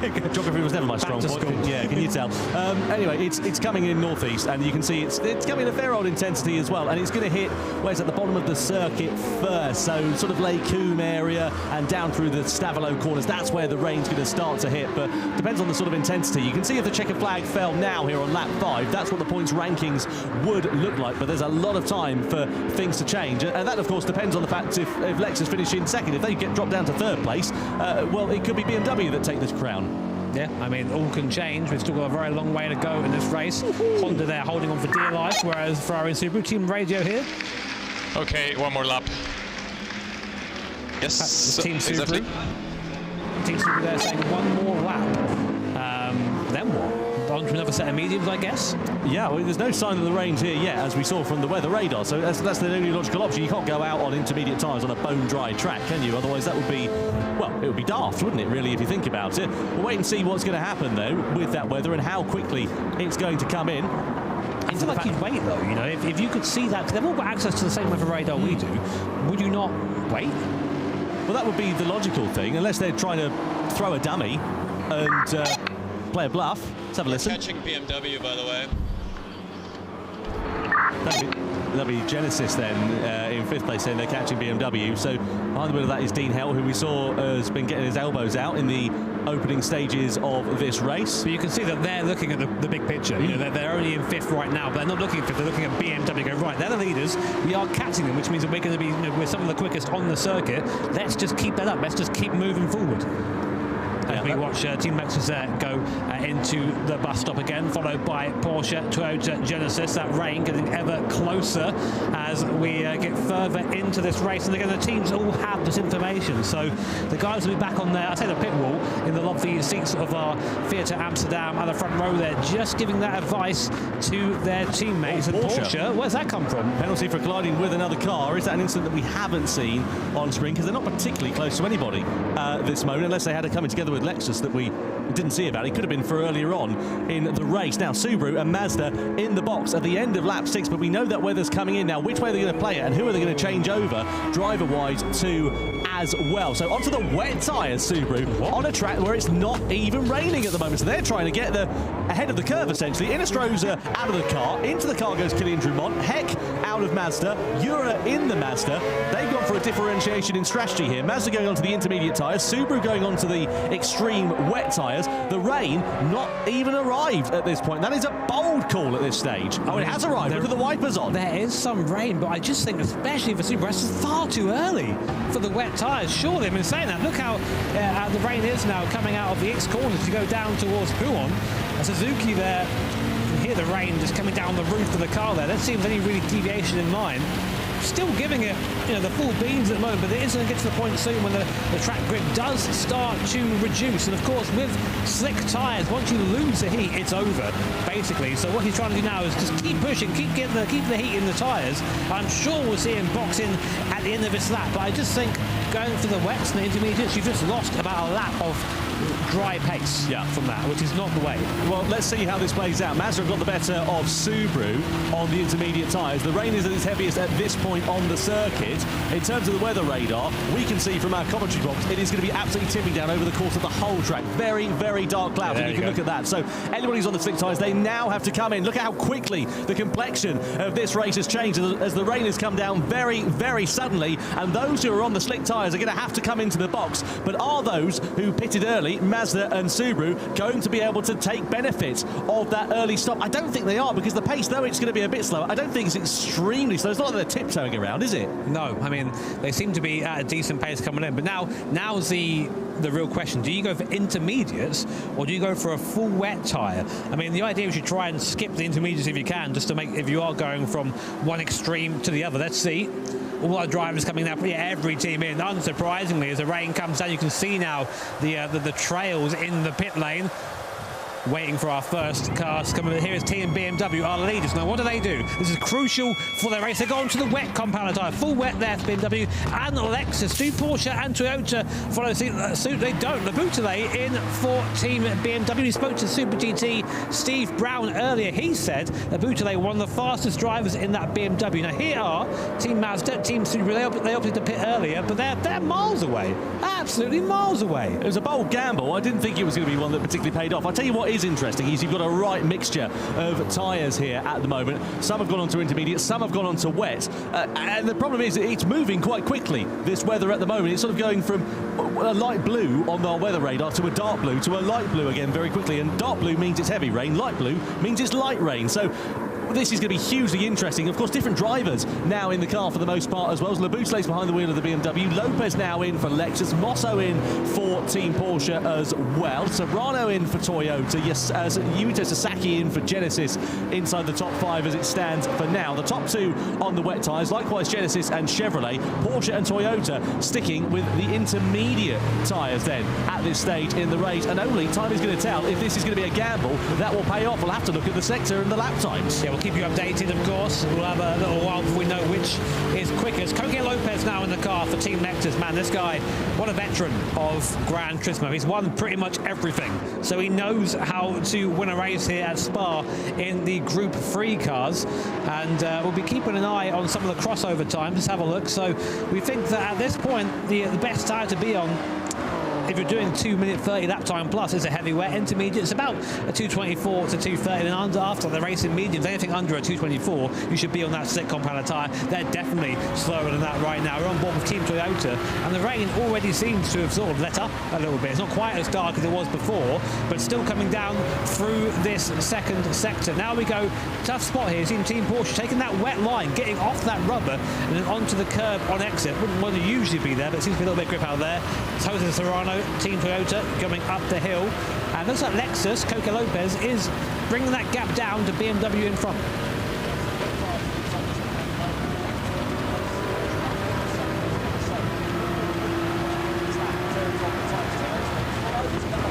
Train on Porsche and lunging to the inside, down at the bus stop, side by side they go. Porsche are going to give this one up too easy, and Toyota have to settle for second best, but can they get the switchback on the exit of the corner? Coming out of the final turn we go then for Porsche, and they do manage to hold on to third place for now, but Toyota having a look on the inside, maybe into the source, but Porsche parking it on the apex and holding firm for the time being. Now a look at the lap times. Wet tyres for BMW and for Lexus, 236.3, 235.2. Porsche and Toyota about the same. There's not much difference, is there? I think the Inter is maybe slightly quicker, but only slightly at this point. As we look at Toyota and Porsche, Lexus also closing up on Team BMW, but you have to think this is probably going to be it now for Team Porsche and Toyota. Porsche got a friend to go to the inside line. Serrano's going to have to go the long way around the outside, but you might want to do that really if it's the wet. That straight line speed of a Supra, proving that it doesn't even need to matter what line is on. Drive straight by that Porsche in a straight line, and up to third place go Team Toyota. Great move there from Jose Serrano. Now, can he latch on to the top two? The gap is about 4 seconds between him and Coque Lopez, his fellow countryman in that Lexus. So he's got a bit of a gap to bring down there, but let's see if that intermediate tyre is the one to do it on. Ferrari have picked up a penalty as well. Down in 9th place, Mohamed Badima now behind the wheel of that car. It's not been a particularly fortuitous day for them, and likewise Honda still struggling to make an impression after a quite difficult start to their race. After being on pole position, they've dropped down into 8th position. They're now on the wet tyres, whereas everybody else around them is on the intermediates, and if the track gets wetter, they're okay. If it gets drier, they've had it, really. We'll wait and see. You say that. Weather radar, which we'll try and show you guys very shortly, is we're coming to a heavier bout of rain again across the circuit. So if you are on those intermediate tyres, it's about to get a bit more sketchy for you. For the wet tyre runners, maybe the right choice to be on that tyre at this time. But it's so hard to choose. Looks like Toyota's actually fallen off the back a little bit. Lost a second and a bit in that middle sector. These intermediate tyres are going to be coming to the end of their life now here, aren't they? Look at this. Porsche struggling, Toyota struggling, Genesis on the extreme wet tyres. This is going to be easy because you don't need a car with with an engine. You need a boat with 2 oars out there at the moment here at Spa-Francorchamps. Genesis now versus Porsche, and surely this is going to be a formality as we head into the next braking zone of the bus stop. You've got to go one at a time into Blanchimont, or can Genesis take that advantage? Well, they certainly think about it, and they're being slowed up by Porsche here as we head through there, but Porsche are going to surely run it wide. Aquaplane a little bit off line as Genesis then do go now through and into 4th position. Next target is Toyota as the rain buckets down here at Spa-Francorchamps. Yeah, it really is getting tricky out there now. Team Radio. Let's be aggressive. Yeah. That's definitely Genesis, I can tell there straight away, and that was aggression. Through they go, and they need that. They need to be pushing now. And look at this. The fight for the lead is closed right up. Coque Lopez is now right on the back of Thomas Abutale in that BMW. Coque Lopez on a charge right now, on board now with the Spanish driver in that Lexus RCF up Eau Rouge to the top now. Through Radion, and we're now just in the draft of the car in front. Do we go for a move here? We latch onto the back of the team BMW deep into the slipstream. Let's see if the racing line differs. Still on the draft. Will Coque Lopez go through his pulls out to the left, then ducks back inside, dummies him, takes the place, goes up into first and holds the BMW's contact, and they're both off into the grass there. Same thing happened earlier on, Tom. We just got onto the AstroTurf, and there's no grip out there, and just slides back onto circuit. It's so hard to hold the line when you've got a lack of adhesion when the rain is coming down in the intensity. It's starting to ease off a little bit again. It was heavy for just a minute or so, and that favoured the wet weather runners. But if the track again dries out, if the rain gets lighter, and according to our weather radar that we can see in the commentary box, it looks like it's going to for a little while. So that could bring the intermediate runners now back into play in a lap or so's time. Genesis up to P3 in the background too, so they're really making the most of this wet compound tyre. Here's a replay of what happened there. So we're on board with the Lexus just on the roof cam here. Great move by Coque Lopez, splits his car up the inside, he's got it there. Then just a tiny bit of contact, the BMW goes off onto the AstroTurf. It's not really one of those things where it's like, okay, it's his fault.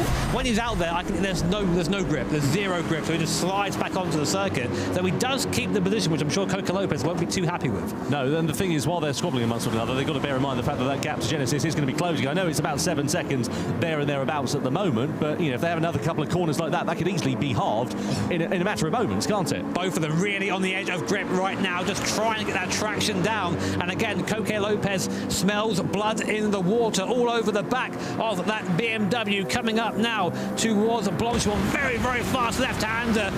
See, just a little bit more confidence, I'd say, from Coque Lopez behind. Will he ever go into the bus stop? He likes the heavy late braking zone. Does Coque Lopez? He goes, lunges up the inside. Will he get stopped in time? No, straight on goes Coque Lopez, but he's got the inside for this left-hander.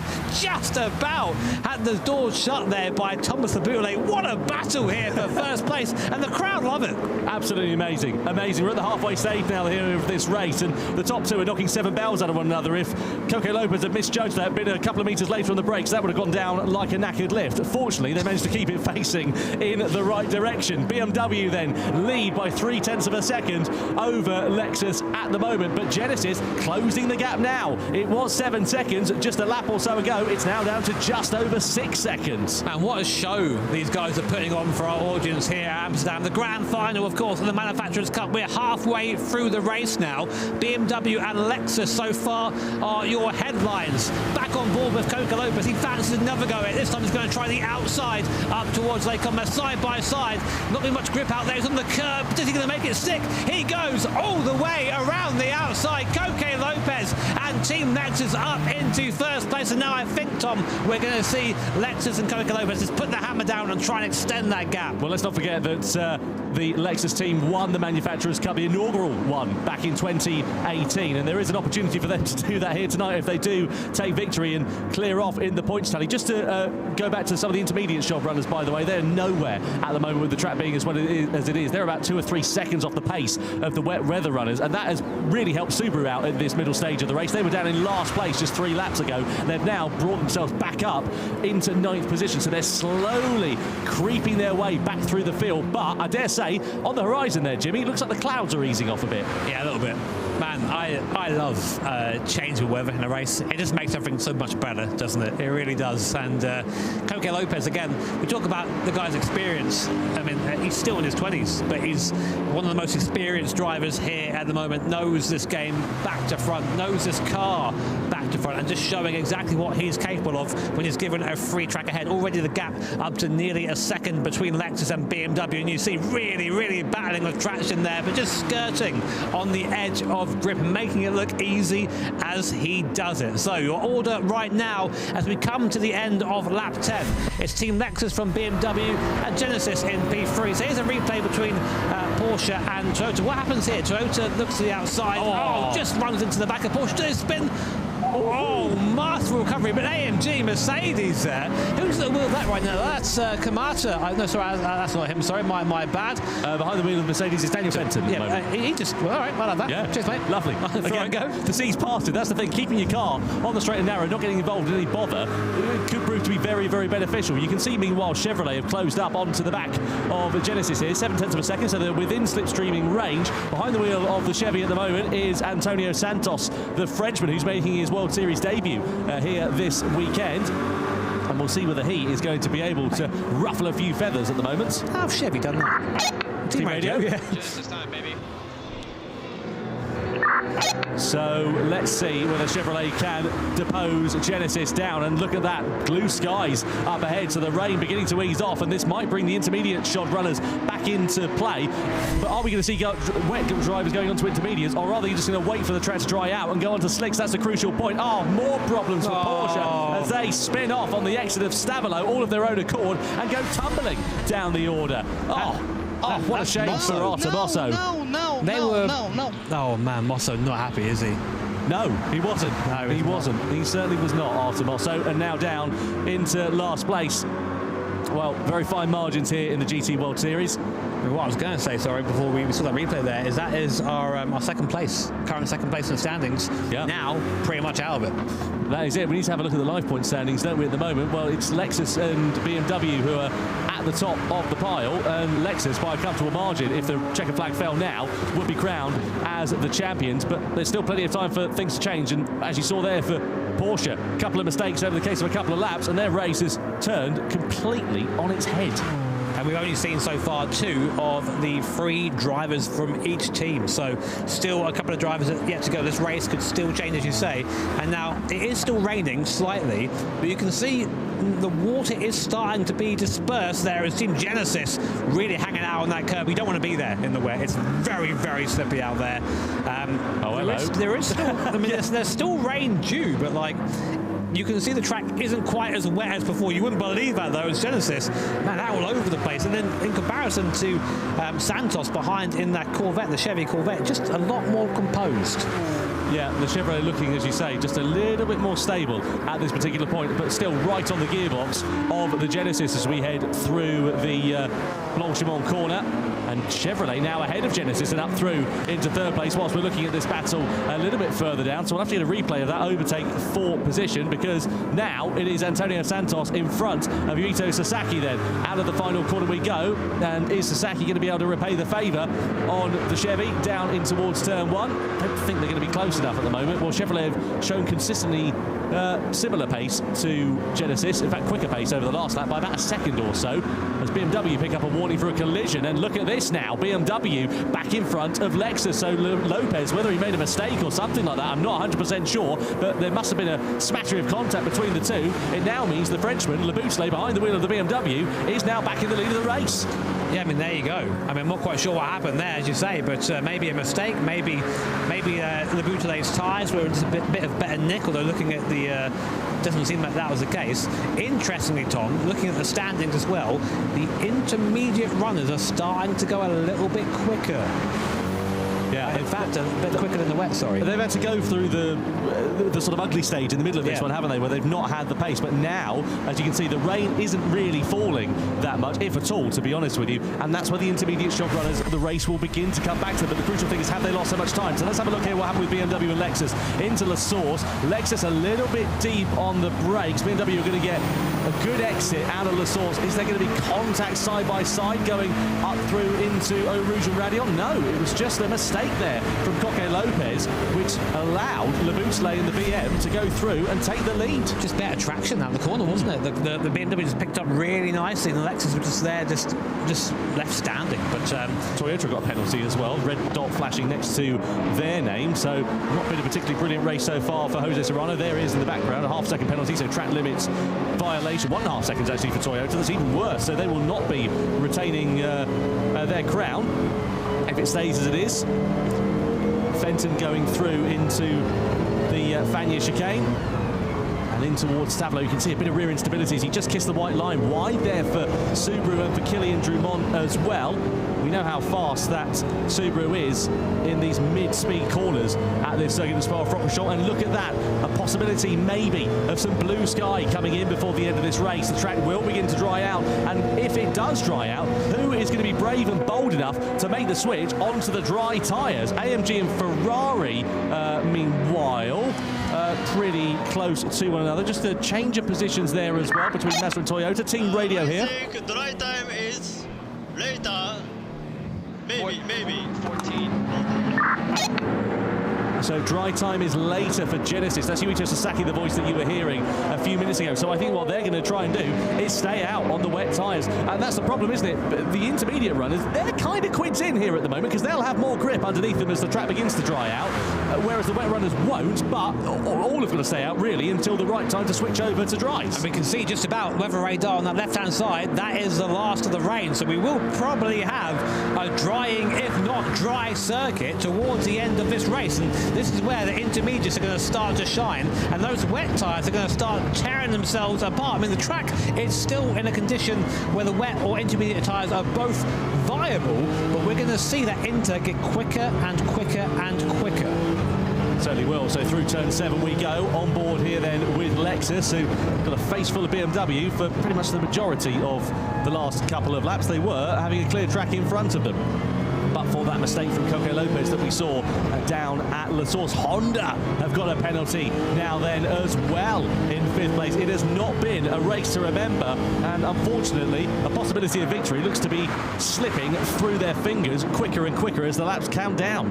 Tell you what, it's been a great middle stint from Santos, the French driver, his first time at one of these events, and he's taken that Chevrolet up to 3rd place for now, only 7 seconds behind this battle. I'm interested as Coque Lopez, it seems as he's got dry, he's starting to fall off a little bit. He seems to be a bit more comfortable in those low grip conditions, but now the grip's going back. Leboutelet is back in the pound seat and just that a little bit quicker. Keep an eye out for AMG and Dan Fenton as well on the intermediate compound of tyre. Let's have a look here at him and Kylian Drumont in the Subaru. Coming in towards X corner then, through the left-hander. Is Drumont going to go onto the curb? And just look at the traction, look at the drive that Fenton's got on that intermediate tyre. He's just going to steam past him down into Pouhon. Yeah, I mean, it's been a bad race strategy-wise for Team Subaru, that's for sure.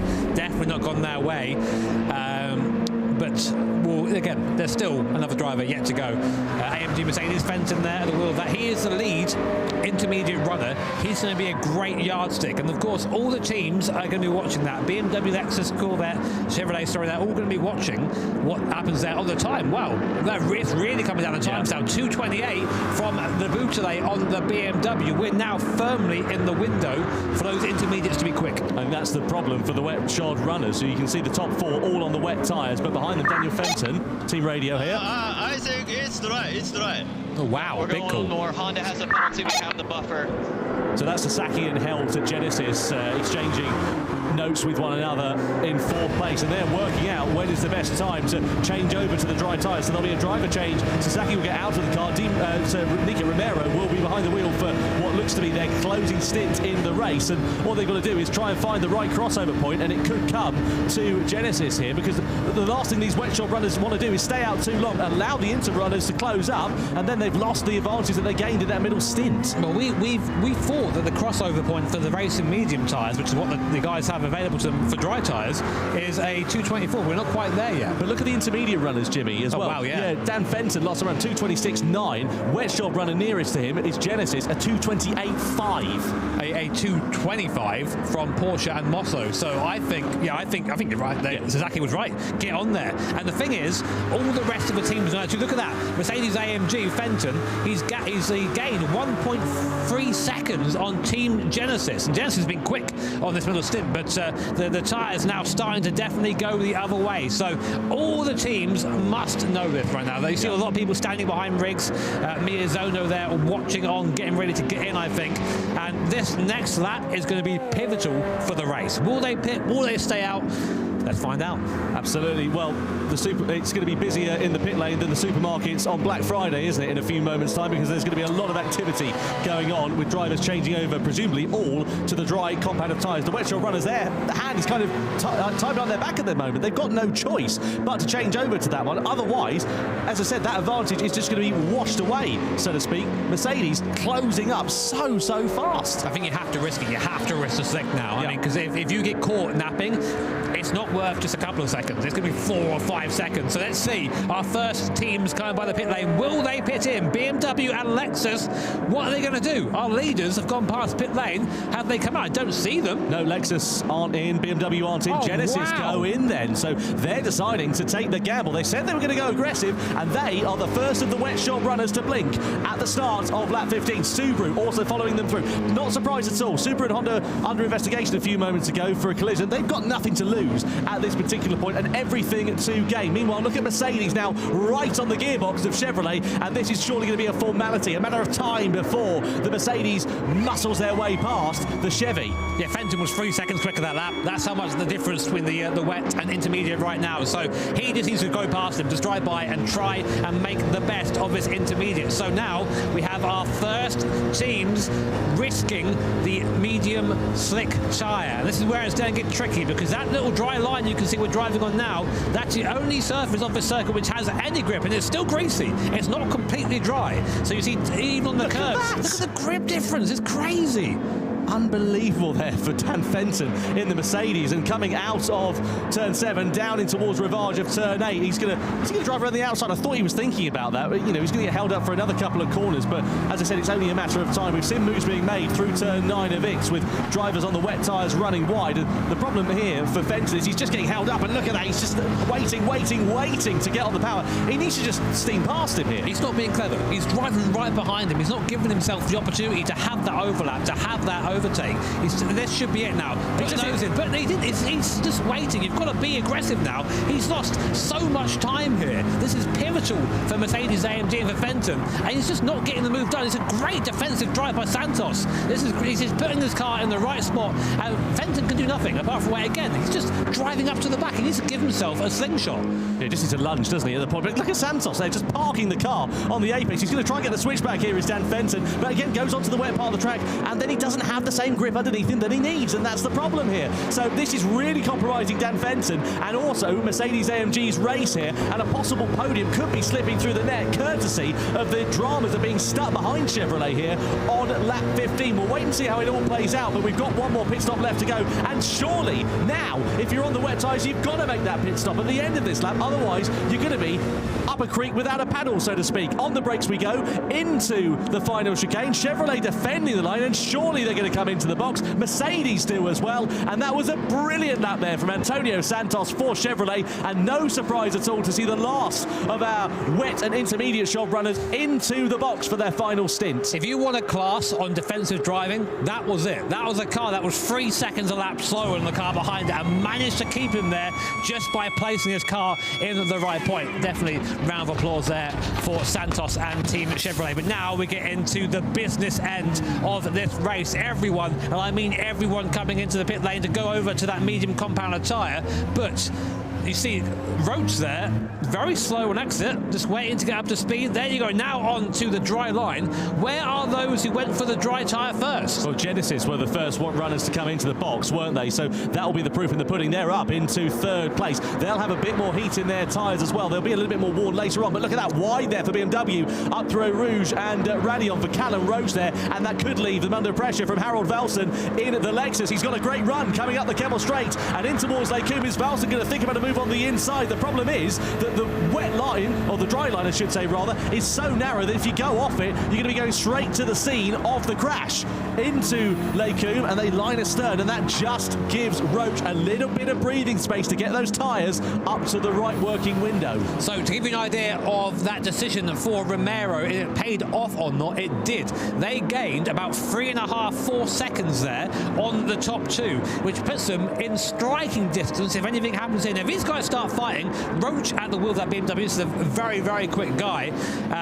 If these guys fight, then they might end up being caught by Team Genesis, and that battle for the lead becomes a three-way fight. Although also AMG and Benelli in the background. Here are the life point standings. If things finish now, Lexus would be your champions by 1 point. That's all it is over BMW. Genesis third, AMG fourth, and Subaru up into fifth. But we still have 5 and a bit laps to go, or 4 and a bit laps to go of this race, and these are the tricky conditions where you're on that very narrow racing line, and when you go off things, and when you go off that line, it can all go wrong from there. So yeah, Lexus and BMW team radio here. Literally just take it nice and easy and we'll pop out ahead. We'll be in P3 relatively easily. That's Genesis, isn't it? Team radio. Look at that gap, Tom. It's come down again. It's 2.3 seconds now. Genesis are on a flyer at the moment. Incredibly fast. That's Nico Romero. Again, Romero knows his car very well. He's driven Genesis for a while now, and he knows he's got to go hard and go early.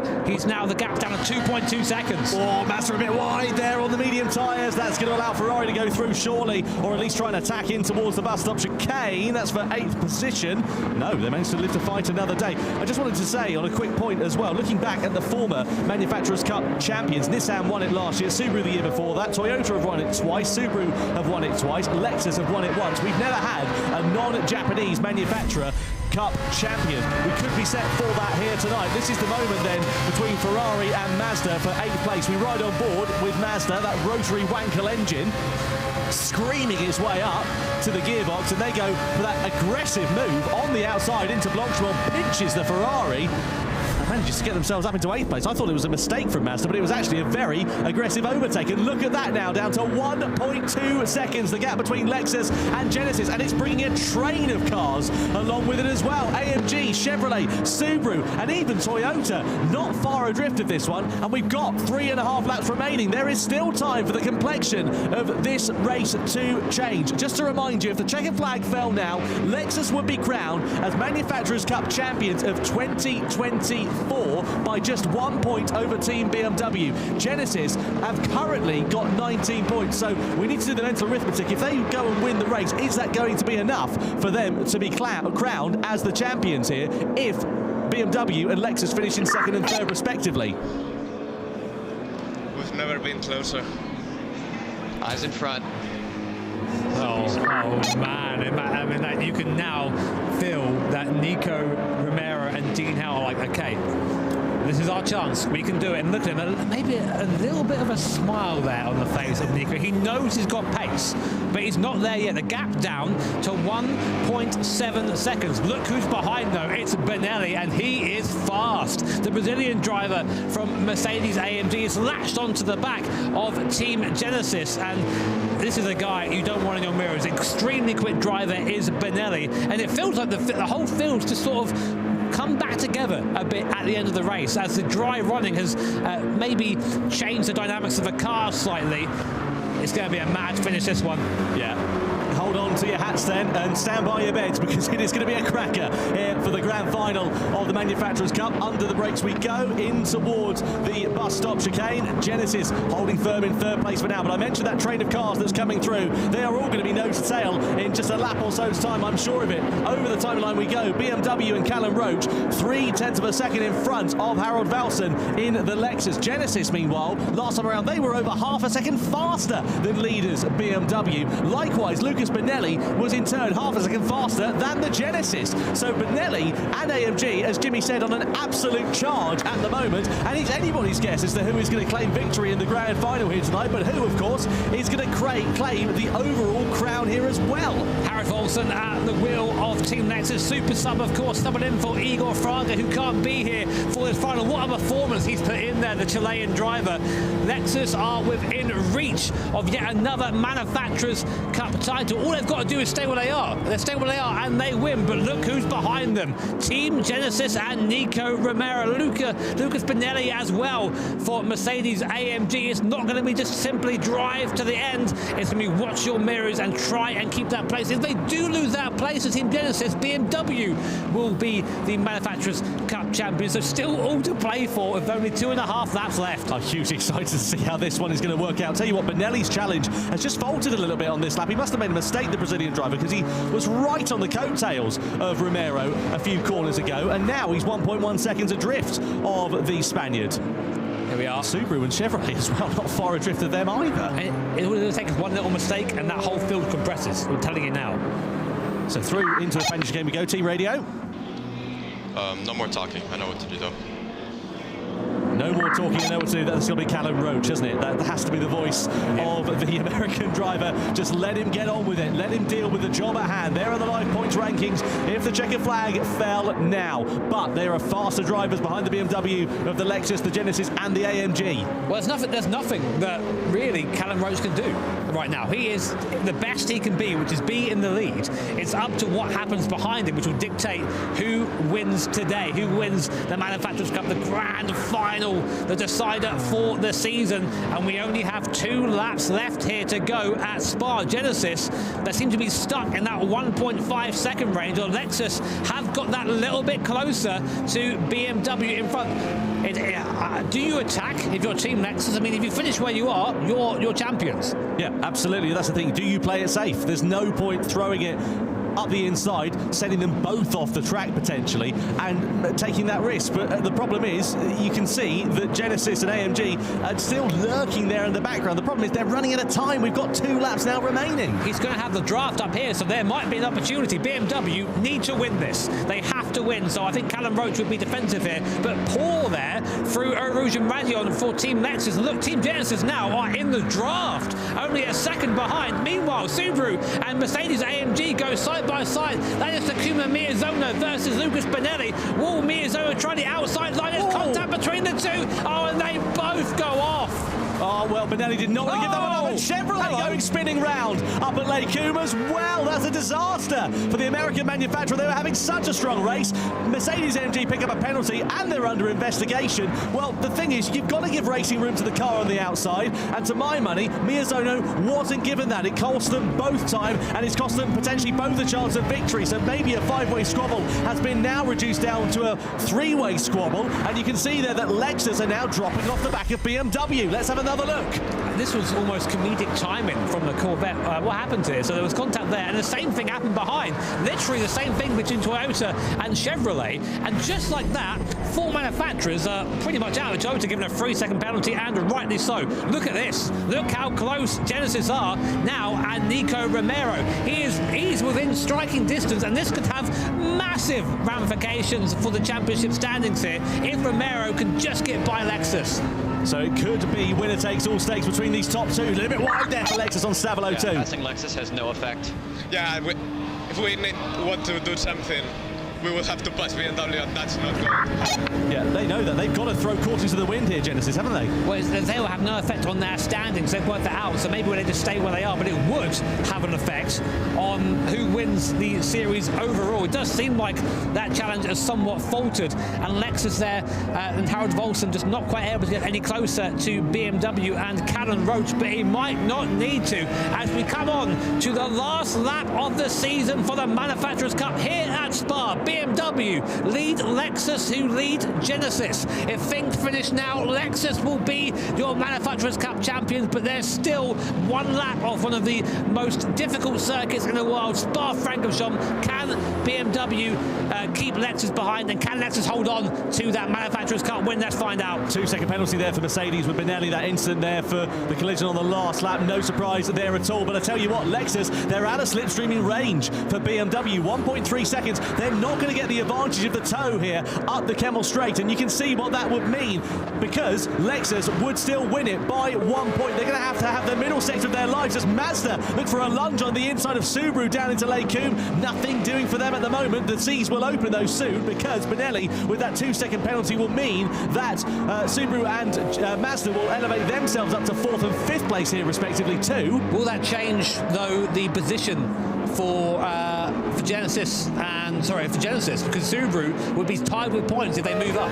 Yeah, there is a good potential for that one. We'll wait and see how it works out. Through the left-hander we go. The final sector of the lap awaits. We're going to be P3, no matter what. They showed it on the screen.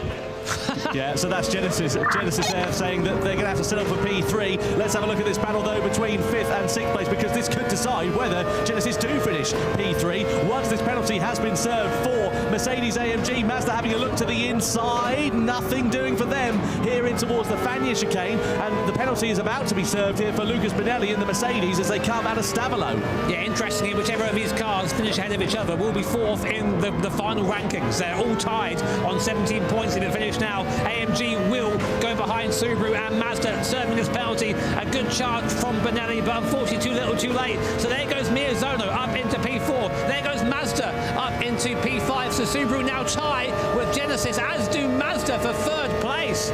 Look at that. Three-way tie and just a couple of corners now remaining. Mazda having a look to the inside here with Subaru, but into the final corner we go with Team BMW. They're going to win the grand final of the Manufacturers' Cup here as they take the checkered flag at Spa-Francorchamps, but across the line will come Team Lexus to win the Manufacturers' Cup by 1 point in 2024. Genesis take 3rd, Subaru take 4th on the road. It's a 3-way tie for 3rd in the overall standings as well. What a season, what a race, what a drive for BMW. They take top honours in the final race of the season, but it's Harold Velson, Koke Lopez, Kanata Kawakami and also Igor Fraga who will be crowned as the 2024 Manufacturers' Cup champions. Something that I just worked out there, that basically Genesis were gifted 3rd by 0.0072 of a second, because if Mazda had passed Subaru, they would have been on that 3rd place on that podium. That's how close it was for that last step. But as you say, Tom, it's Team Lexus there. 2nd place enough to secure them yet another Manufacturers' Cup Series win. I mean, how do you stop these guys? Absolutely amazing. That's the 2nd time, as you say, that Lexus have won it, and the clean streak of Japanese manufacturers to win the Manufacturers' Cup continues.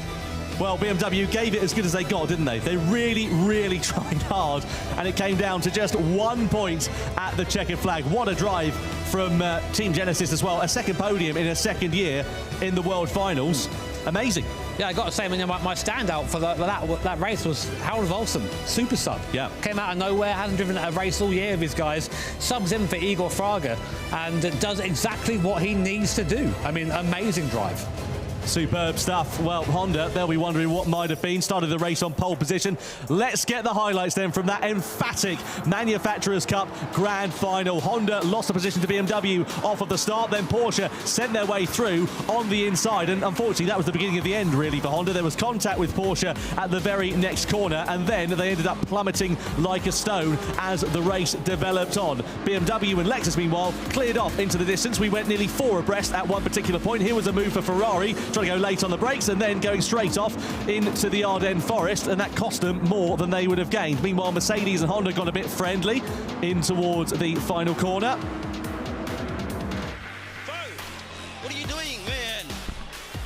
That guy Barbara not very happy with that one. Then the rain began to come down. We saw an early change of tyres for a couple of teams, some going on to the intermediates and the wet tyres, Subaru and Mazda there respectively. but as it came on later, some were on the extreme wet, some were on the intermediate tyres, and, well, it was a game of cat and mouse throughout the majority of it. The upshot is the two constants at the front were Lexus and BMW. Yeah, I mean, this moment there just shows you how close it was eventually. I say eventually, Coque Lopez got past. It wasn't even here, absolutely lunging in. On that early stage, on those wet conditions, Coque Lopez and that Lexus were incredibly quick, but couldn't quite make the pass here. Mosso there for Porsche, making that mistake, and it meant this to him. No. Real shame there for Porsche and Mosso, but mistakes happen. Unfortunately here, they cost you dearly. So here was Sasaki for Team Genesis, getting closer and closer to Corvette. Really fast with Sasaki. I think it's right. No, we're going on more. Honda has a penalty. We have the buffer. Yeah, and that's a strategy, isn't it, that came into play in the closing stages of that race. The wet runners were sort of forced their hand, really. They had to run slower pace because they couldn't afford to change to the intermediate tyres as the track dried out, so they had to wait until they could go onto the dry tyres. And the upshot is that a lot of intermediate runners caught up, including Genesis, and we thought they may have had a chance of victory in the closing stages of the race as the top two. That's Callum Roach there, who wanted a nice bit of quiet to try and claim the crown away from Lexus. BMW would be crowned as the winners of the Manufacturers' Cup here at Spa-Francorchamps, but it is a second crown for Team Lexus as they become Manufacturers' Cup champions of 2024. What a season it has been for that team. And the joy as well. Let's go down and chat to our winners with Jules then. I'm here with the winners, Team Lexus. Well, first of all, strategy played a huge role in that. How important was it to kind of be flexible in the moment? Because that weather was changing every second. It's difficult to say, but I think the fastest was the intermediate for the rain. But we decided to do the same like BMW because they were very fast. We also knew that even if intermediate were faster, we wanted to have the position on track and be always ahead to not get in trouble. So we decided to go for that, and then I had some fight with Tom, which I'm really sorry for because my objective was to go faster, and I had a really good pace, but as soon as I saw that I couldn't put a gap, I let him pass and try to just have a good pace together. Yeah, well, you did a make. And then, of course, Harald in the last stint, he did perfect because it was so easy to lose the car in any wet patch, and he did perfect to be so focused even in the situation that we were. Yeah, and Harald, of course, you know, you had to come in for Igor. That's a lot of pressure. Everyone kind of knows him, but you seem to keep your cool. How did you manage it? Thanks to this guy. How did I go? Thanks to this guy. He got a really big gap. I saw the positions, he was talking to me in the radio, and yeah, I just had to keep going forward, keep close to BMW, and it's just what I had to do. And finally, I mean, how has it been working with your teammates? Are you proud of them, of all the hard work they've put in?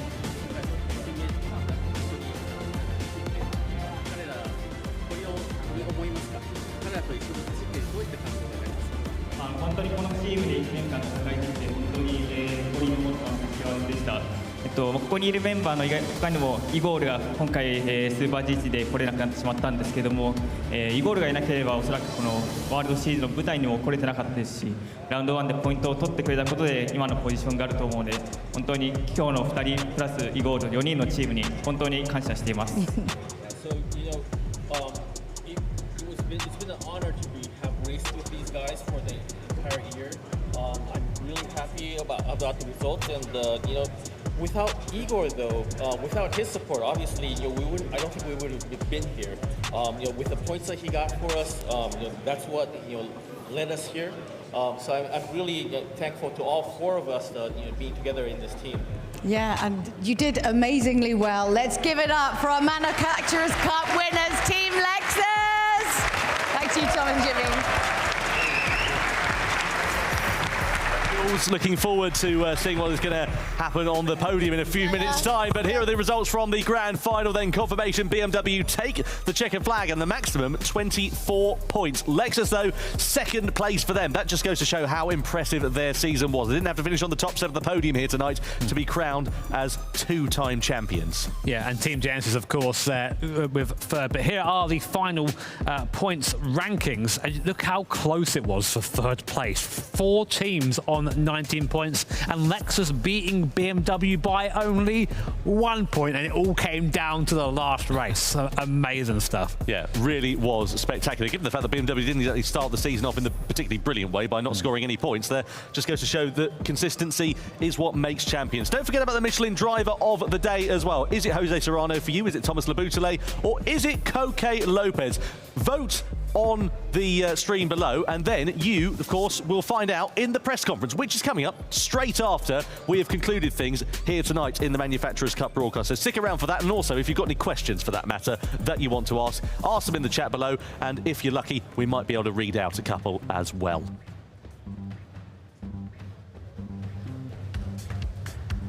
So this is Amsterdam, and this is, of course, the venue for our World Finals. Great to see so many fans here this weekend. They have been absolutely loving things, as we have here as well. I'll tell you what, I'm out of breath after that one, Jimmy, to be honest with you. That was frantic right up to the end. All you got to do is just get the sprinklers on every time. just make it rain out there, and it's just amazing to view. But I can't believe how close third was. Literally anything that happened there in that last lap, and then somehow we had 14 finish on 19 points. But Genesis, of course, being the top in the grand final, get that position. But yeah, I think well deserved for Team Lexus. They've been strong all season. I just can't say enough good things about Harald Wilson. I really can't. I'm really impressed with that, honestly. To come into one of these events, not really as the outsider, but as like the guest driver almost, filling in for someone like Igor Fraga, who, if you watch this series, you'll know, massive gamer here. Player, I guess. What do you say? Competitor. There you go. Just his list of achievements are far too long. To come in there and have that performance, it's supreme. Fantastic job by Harald Wilson. Well, let's get the podium celebrations then underway here in Amsterdam, the grand final of the Manufacturers' Cup. Let's award our top 3 finishers. Please welcome in third place, Nicholas Romero, Dean Helt, and Yuito Sasaki from Team Genesis.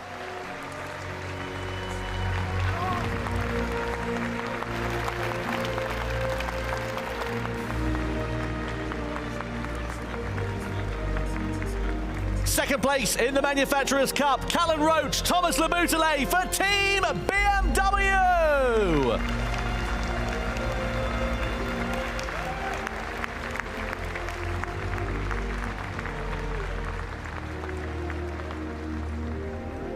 And first place, please welcome onto the stage Harald Wilson, Koke Lopez and Kanata Kawakami for Team Lexus.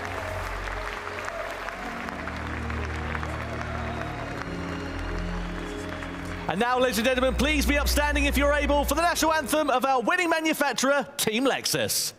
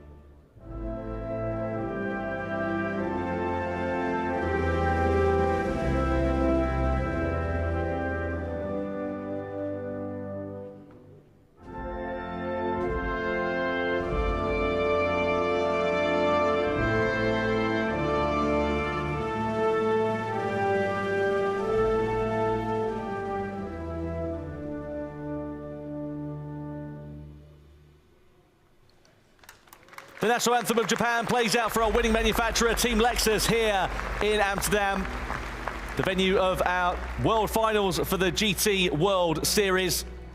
And the Manufacturers' Cup trophies now about to be awarded to our top 3 finishing teams as well here tonight. Third place, Managing Director of Sports Hotel Matthias Worm will be the dignitary, and it will be awarded to Team Genesis. The drivers are Nico Romero, Dean Helt, and Yuito Sasaki.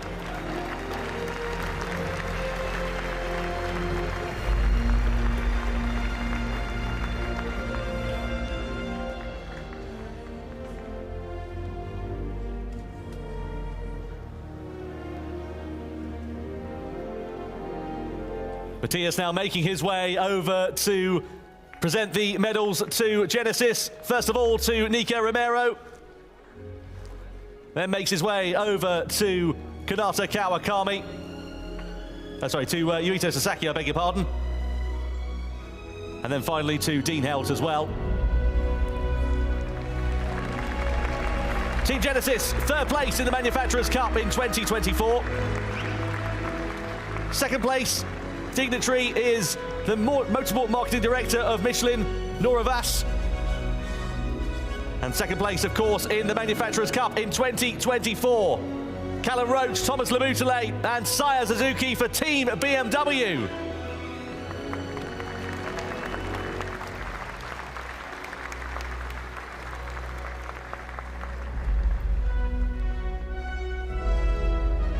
And now the second place medals to be awarded to Team BMW.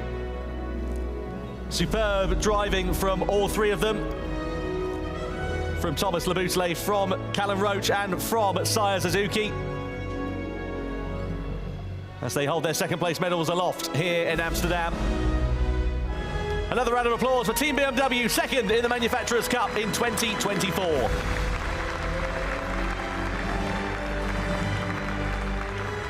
And the first place medals to be awarded by the Chief Marketing Officer of Fanatec, Belman Adarevic. She makes her way down onto the stage to congratulate our top three teams here in Amsterdam. And of course, it is awarded to Harold Velsen, to Koke Lopez and to Kanata Kawakami, the Manufacturers' Cup champions of the 2024 season. Please give it your all for Team Lexus!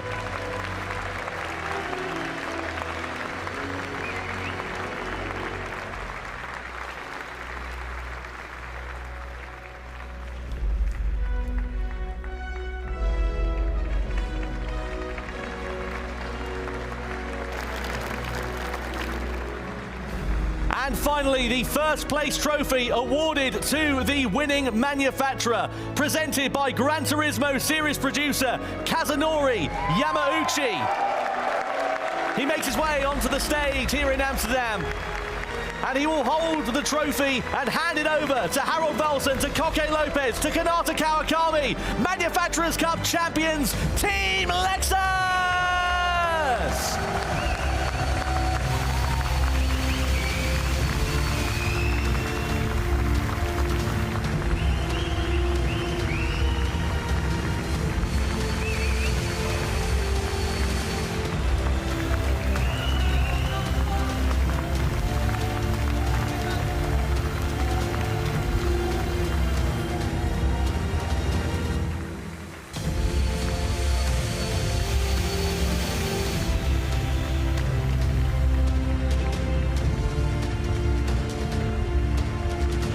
Well, an amazing evening's worth of racing in the Manufacturers' Cup. I tell you what, I wouldn't want to be the person cleaning up the confetti afterwards, though. It's not Bendham, is it? I'll send him out there, wouldn't there? But you know, the best thing about this racing today is we have a whole another day of racing tomorrow in a Nations Cup. I can't wait for that either. But again, Team Lexus, what a performance from those guys. Finally got their hands on that big trophy yet again. Must feel special. Yeah, double Manufacturers' Cup champions now are Team Lexus. And Kanata Kawakami, I was just looking through some notes, he won it back in 2018 as well. So he's the double champion also. Don't forget, of course, it's not the end of racing here this weekend. Tomorrow, we've got the Nations Cup coming up for you. Have a look at this, see what it's all about.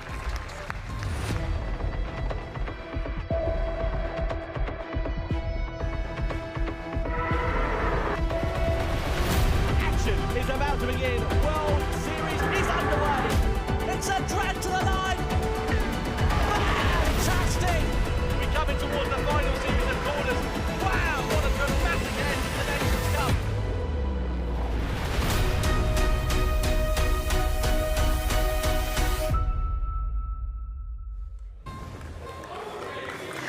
Wow, that was some amazing racing there. Incredible stuff. I know that we were going on about like double points and anyone could win it, and then it came down to 1 point. We are rubbish at guessing this. Yeah, I mean, we need to revisit that point system, don't we? But yeah, amazing for Lex. Was that, what, yeah, 1 point at the end, and then it was 4 teams on 19 points for third. Ridiculous. Doesn't get much closer than that, and the GC, thanks, Kaz. The GC World Series just doesn't get any better than that, does it? It was phenomenal, you know, start to finish, and who'd have thought it as well? You know, BMW just sort of creeping their way up there. We always say consistency makes champions, and that goes to show, doesn't it? The consistency of all of the manufacturers here this weekend has been amazing. It's been some pretty spectacular racing, but you know, that is not, you know, all of the racing that we have this weekend. Of course, tomorrow we're going to be having the Nations Cup, so we're going to see a lot of these faces back, you know, for pride, for national pride, trying to get a full English. Well, Nations Cup's a fist fight, isn't it? So. Wow. And the thing is, as well, last year it was a team competition, back to an individual driver competition for this one. The gloves are quite literally going to come off on there. I can't wait for that. It's going to be great. Honestly, it's the culmination of a lot of work that these drivers have put in. It's been some amazing racing today. Don't forget to stick around for the extra lap, as we're going to be finding out some secrets, I bet, Tom. I hope so. I do. All right, we'll see you in a bit. Bye. First.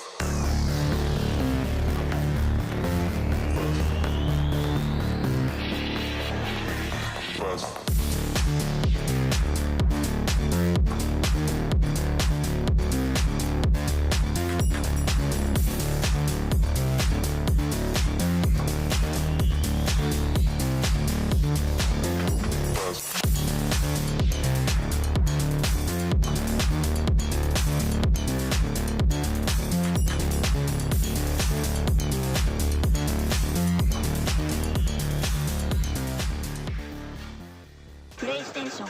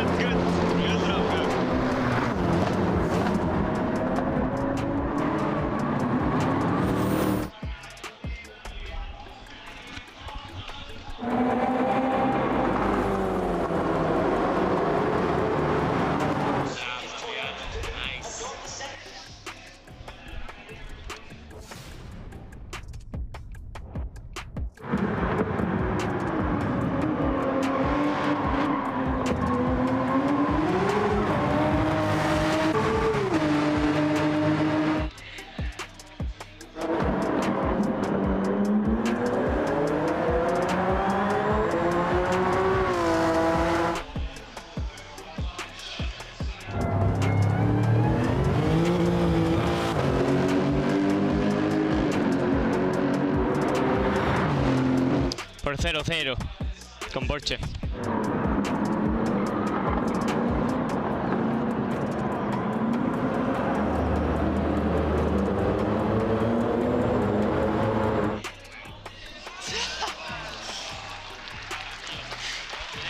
And the team immediately comes to congratulate Matteo Estevez and Troy Matani, the drivers who are competing with him.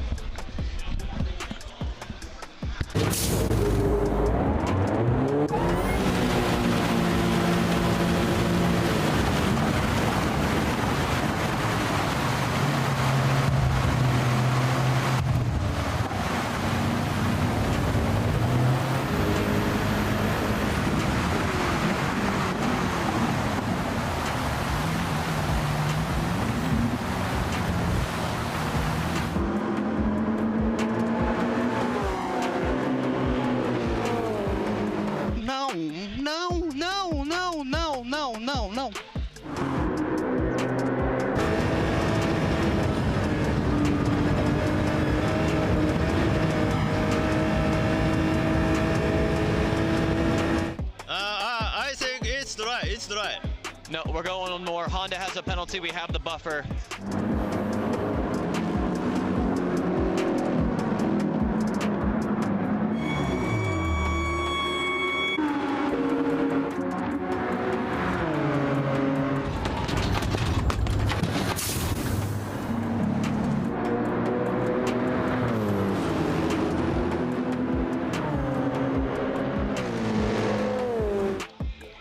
No more talking. I know what to do though.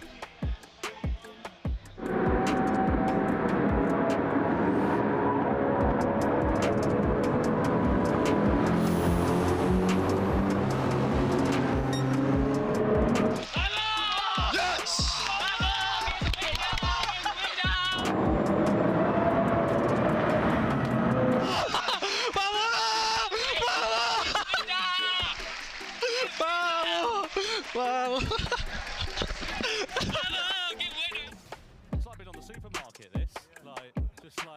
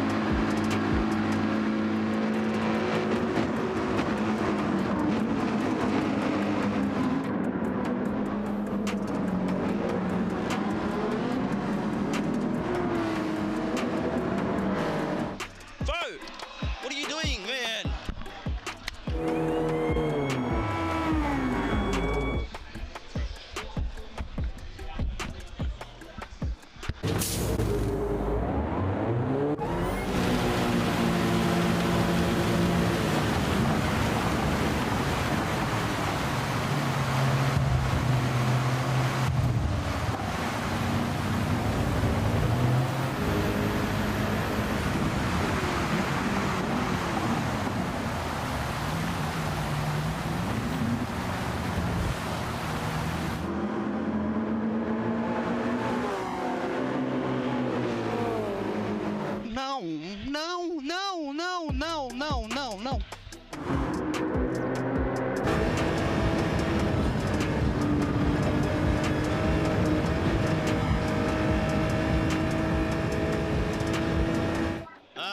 I think it's dry.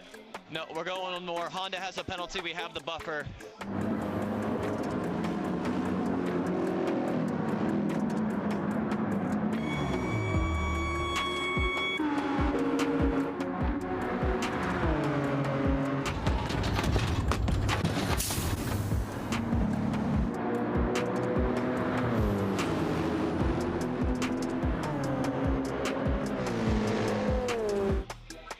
No more talking. I know what to do though.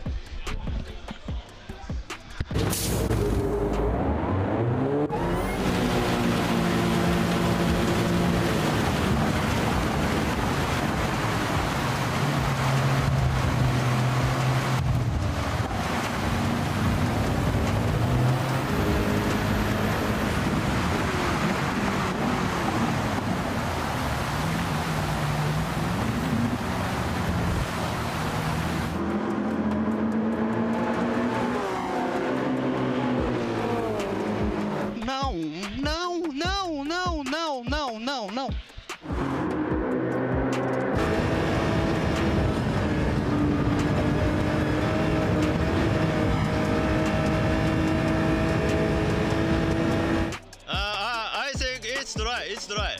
No, we're going on more. Honda has a penalty, we have the buffer.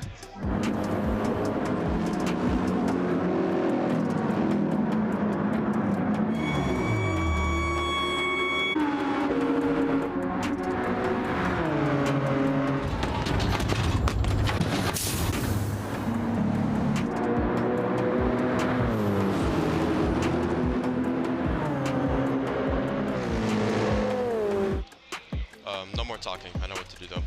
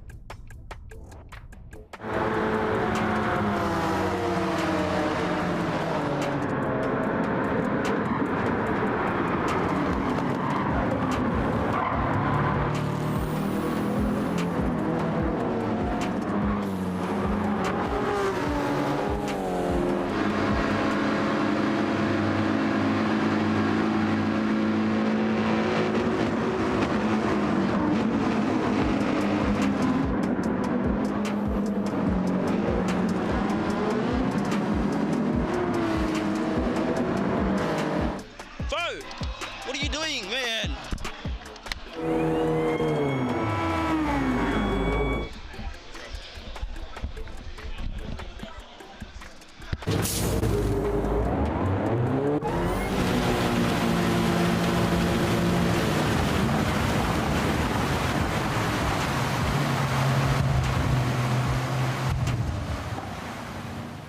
Ladies and gentlemen, a very good evening. Welcome back to Amsterdam for the Gran Turismo World Series World Finals. The Manufacturers' Cup event has just taken place here this evening, and we have our top three finishers in reverse order from Genesis. Please give a round of applause for Dean Helt, for Nico Romero, and for Yuito Sasaki. In second place from Team BMW, Callum Roach, Thomas Laboutelet, and Saya Suzuki. And the 2024 Manufacturers' Cup champions, Harold Valson, Koke Lopez, and Kanata Kawakami for Team Lexus. Team Lexus will come to you first of all, to Harold Valson, to Koke Lopez, and to Kanata Kawakami. Amazing job from all three of you drivers. A very, very challenging race. And now Lexus are double Manufacturers' Cup champions. How does it feel? Well, go to yourself, Koke, first. Yeah, sure. It feels amazing. Especially because Lexus was the first ever Manufacturer Cup champion back in 2018. Also, in the case of Igor and me, we are the first ever world champion in Manufacturer with two different brands, which is amazing. And of course, I want to thank these guys because we did an amazing performance today. And also Igor, because even if we lost the race against BMW, who were very, very strong today, we could still win the championship because of the 6 points that Igor got in the first round. So this is also for Igor.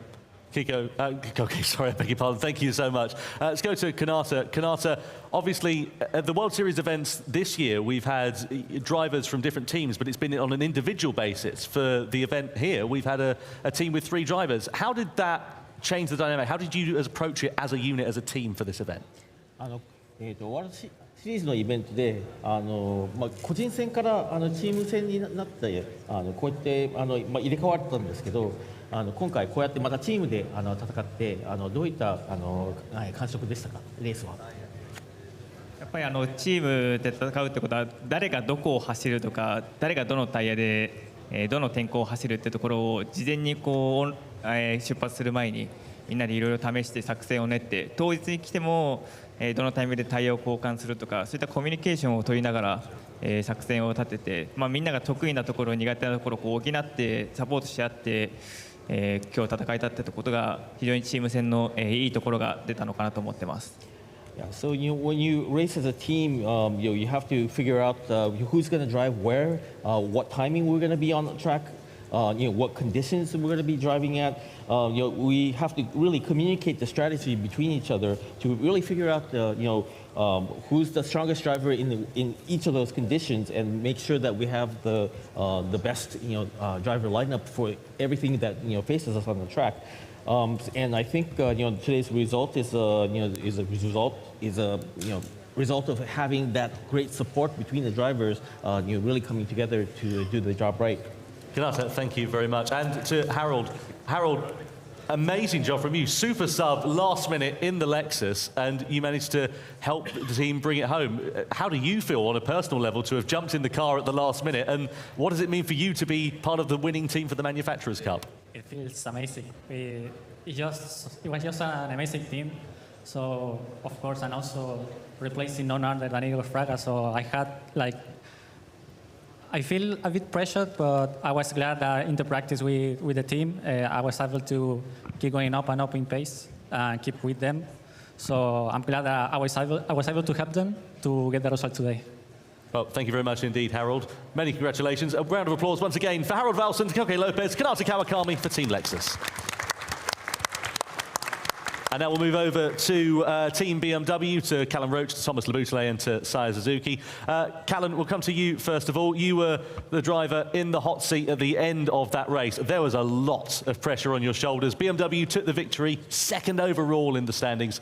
How do you feel and how do you reflect on that race? Honestly, it's wonderful just to get a win, but to miss out on the championship by 1 point is devastating. So I'm not really entirely sure on how I should feel right now, but I feel obviously proud that we were able to bring a victory as a team, especially at the World Finals. But just to come up 1 point short to Lexus is making me feel very, I guess, complicated. Right, well, Callum, thank you very much indeed. We'll go over to Saya. Saya, the mixed weather conditions during that race were incredible. There were drivers some going on to intermediates, some going on to wet tyres. How did you see that race unfolding, from a driver's perspective, and then also, from a team perspective when you weren't in the car?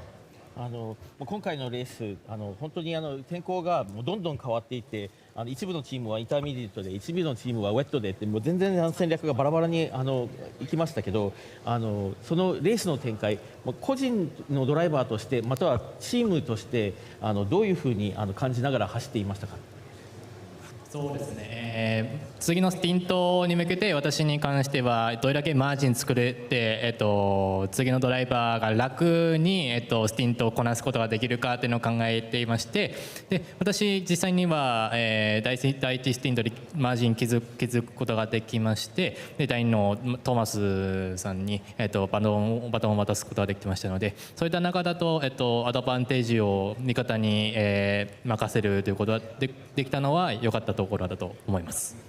Yeah, so I was really just focused on making a good amount of margins to make the job easy for the next driver, and I was able to actually do that in the first stint and really hand over the baton to Thomas in a good place, and which gave us an advantage. So I'm glad, I'm just glad that turned out okay. Thank you very much indeed, Saya. And Thomas, that middle stint of the race was crazy from the commentary box. What was it like in the driving seat? Well, first of all, I was very surprised of the rhythm of Lexus behind, but in the end, I didn't change the way I drove in the rain.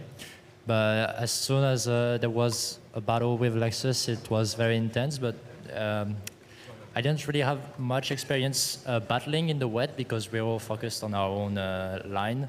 So yeah, it was a bit at the same time experimenting, and yeah, it was just very enjoyable to fight with Koke. Wonderful. Thomas, thank you very much. A round of applause, please, for Callum Roach, Thomas Laboutelet, Saya Suzuki for Team BMW. And finally, we move over to Team Genesis, to Dean Helt, to Nico Romero, and to Yuito Sasaki. Yuito, we'll come to yourself first of all.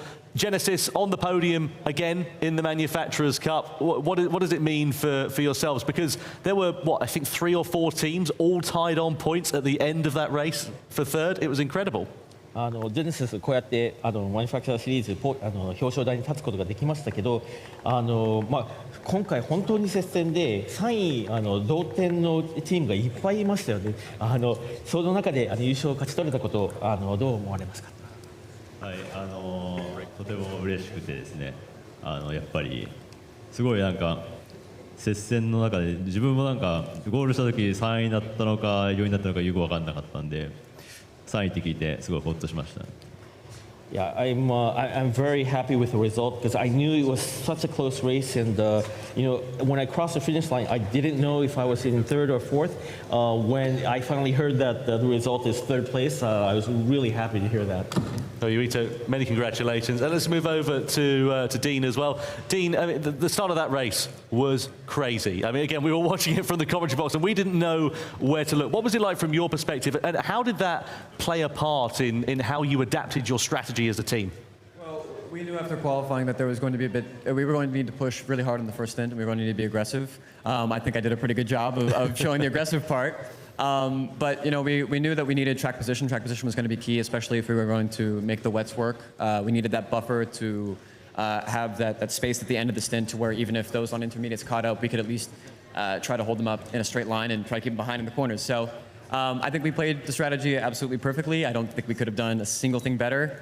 Yeah, I think we got the max out of today, and also thank you to the directors for listening to our team radio the whole race. That was very good. I will enjoy watching that back for sure. It was great from the commentary box as well. Many congratulations, Dean. And Nico, let's finally move to you. That final stint, I mean, again, we were really tense in the commentary box watching what was happening. What was it like having to, soak up the pressure as a team for that, knowing what was riding on it? So I remember going out of the pits and I told Dian on the radio, we have never been closer to winning the world title than we were with 4 or 5 laps to go. But then we were thinking about what the standings were, and there was a point, I believe lap 18, that Subaru and Mercedes had a battle, and they both went off. And at that point, I thought to myself, I can calm down. The only way that the result is going to change is if I overtook BMW, and that was not going to happen. So I was very slow on the last lap, and at the end, I believe by 0.07, if Mazda had overtaken Subaru, we would have been in P4 instead of P3. Yeah, incredibly fine margins, Nico. Many, many congratulations to yourself. Please give a round of applause to Dean Helt, to Nico Romero, to Yuito Sasaki for Team Genesis. And of course, we do have the Michelin Driver of the Day to announce as well, and I can reveal that the Michelin Driver of the Day of the Manufacturers' Cup is awarded to Coque Lopez. Please be upstanding, Coque, for the awards to be presented.